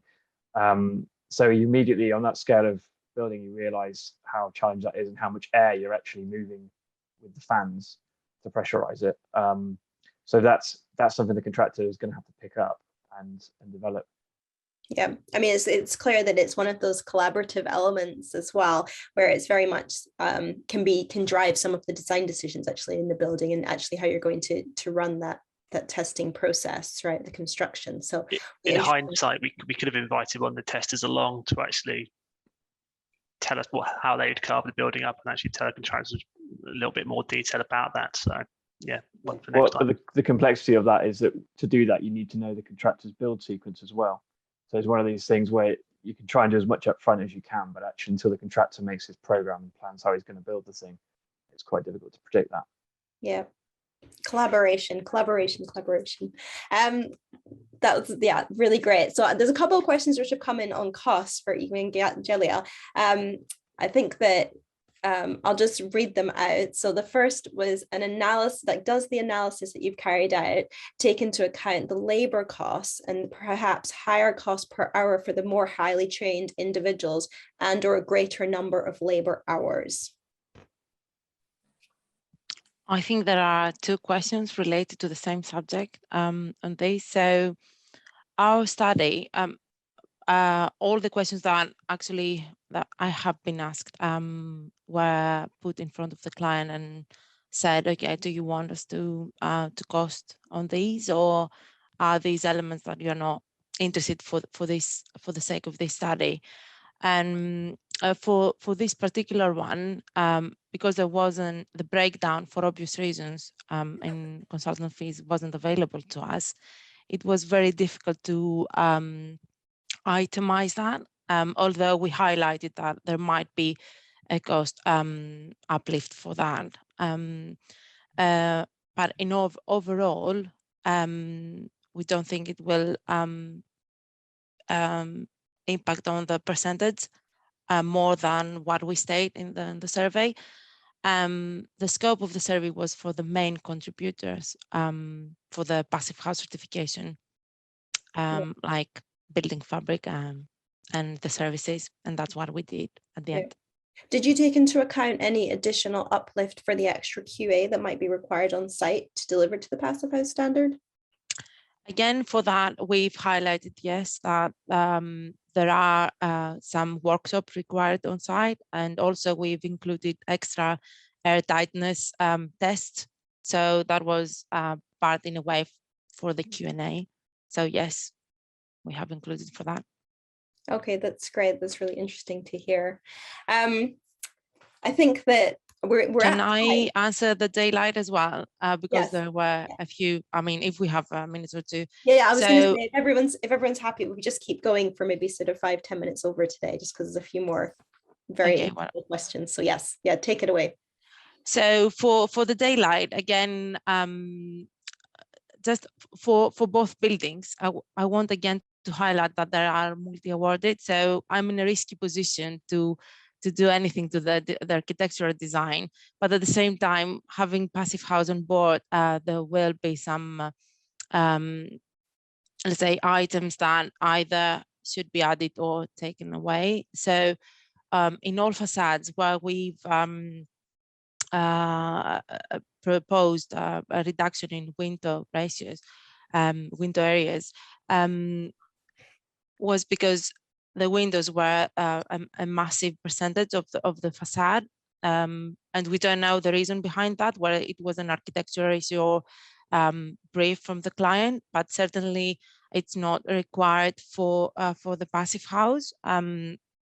Bear in mind that it was full length windows, so we all know, at least whoever did daylight analysis, that the whole length of the window is not required for the daylight. It doesn't have any impact to the daylight factor, at least to most of the area. So that added a little bit of confidence to us, suggesting the reduction. And at the same time, because the building fabric, it has been extended, but the structural elements remained in the inner face, there were some, let's say, structural element just behind the windows that in a way didn't allow the windows to actually function as they should be. So again, this added some kind of confidence to us, say, okay, this may not be required, or even to the any mullions that the windows may have or things like that. We just said clear glass. So, but obviously suggesting these for a study should, again, it can be QA'd at the later stage when you are in the design team. But if passive house is the priority, then we think that these should be in place. Yeah, I mean, I think that's one of the things what Passive House does is it drives everybody in the team to make every single element of the building work really hard. And Joel was kind of saying that with taking the existing design and just making it work really hard to get up to the Passive House standard. And Joel, with your expertise in natural daylighting, you can probably back up that comment as well, that when the windows go all the way down to the ground, they're not that low, but the lowest part of that glazing is not adding to the daylighting in the room. So therefore, actually, you can provide a better value by having solid wall at that point. So is that your understanding, Joel? I was going to chip that exact point in as well. Yeah, so anything beyond roughly 40% of the total facade area being transparent, you're sort of wasting facade really, because you end up with too much daylight. So various people disagree about how we should measure this and what's the optimum level, but there's a number of studies that say actually too much daylight leads to blinds down, particularly on the south and west sides of the building. So you're just creating a glare problem rather than creating a daylight benefit by adding too much glass. So I would strongly back up what's been said already, that bringing windows down from excessively large, perhaps, or extravagantly large would be a more positive word, to appropriatable or optimally sized is going to help both passive house and daylight, actually, rather than compromising daylight. Optimization, that's a good way to think about it. Exactly. We've done a lot of that. Yeah, so there's a final question, which I'll raise before we close, which is probably relevant to both of the building projects again, which was a question around the scope of the VE process and whether that's impacted by the Passive House Performance Standard, and whether it effectively restricts the ability to go through the VA process in a design and build contract. So I don't know who wants to take that first. Yeah, I can pick that up, Sarah, I guess, to start off with. Yes and no, I suppose. We always had to be mindful of that, and I think I did sort of touch on that in my presentation. It was that fourth thing that we had to consider. Just it is there alongside just cost and quality and time. We had to make sure that we weren't affecting the passive house outcome with any of the design value engineering decisions that we were looking at. So it was just part of what we had to do and part of the challenge, really. And I think, as more products and more solutions come on board as time goes on, it'll just make that process a lot easier going forward. Yeah, so you're still value engineering, but you're doing it in a way that still guarantees the performance, which is that critical kind of client requirement at the beginning, isn't it? Correct, because achieving passive house was the brief. As I said, it was also a planning requirement. So we just had to make sure that the team focused on that when we did look at any VE ideas that were put forward. Yeah, and I think that's the real benefit from the client side by incorporating Passivhaus certification, in that you know that it's not going to be whittled down at some point to people saying, well, we'll just do the principles and we'll strip out some of these really key elements that actually are the key elements that join it all together and make the building perform. So yes, no, that's really great to hear. Does anyone else have any final thoughts, or not just on that question, but anything, if you want to raise a final comment before we close the session today? Nobody's raising their hands. I think everybody's exhausted probably. That was quite a mammoth session. It's great that we managed to keep the numbers so high for the delegates. So clearly you guys were all super engaging. I thoroughly enjoyed that session. So thank you very much. I will let all the speakers turn off your cameras and your microphones. So just thank you very much. And Laura, if you bring up our closing slides. So I'm just going to leave you today with this final slide where you can get some more information. So if you want to find more about our Passivhaus Educational Buildings campaign, there's a link there on the screen. You can also go to the Passivhaus Trust website and you'll be able to navigate there. If you need a bit of inspiration for your next project, we've got lots of Passivhaus educational case studies, and I recommend you go and have a look. I'm sure there'll be a project that is relevant to something that you're working on, so hopefully that can inspire you. And then finally, there is a link there to our newsletter, which I recommend you sign up to, where we will regularly update you on all the latest news on the Passivhaus developments in the UK. And just as a final note, we've got our UK Passivhaus conference at the end of November and start of December. It's a half-day conference on the 25th of November and the 2nd of December. So again, I welcome thank you, Laura. I recommend you all come along to that as well. And hopefully we'll see some of you at COP events. So the Passivhaus Trust is involved in a number of COP events over the next couple of weeks, COP starting on Sunday. So again, we'll be publicising what we're getting involved in, and we'll be over in Glasgow for some of those events live as well. And we are running a retrofit masterclass series in recognition of this huge challenge of all the existing building stock in the UK that we're going to have to improve to meet our carbon pledges. So again, there's a link there on the screen to the retrofit masterclasses, which are the first of which is on the 15th of December, looking at solid wall properties.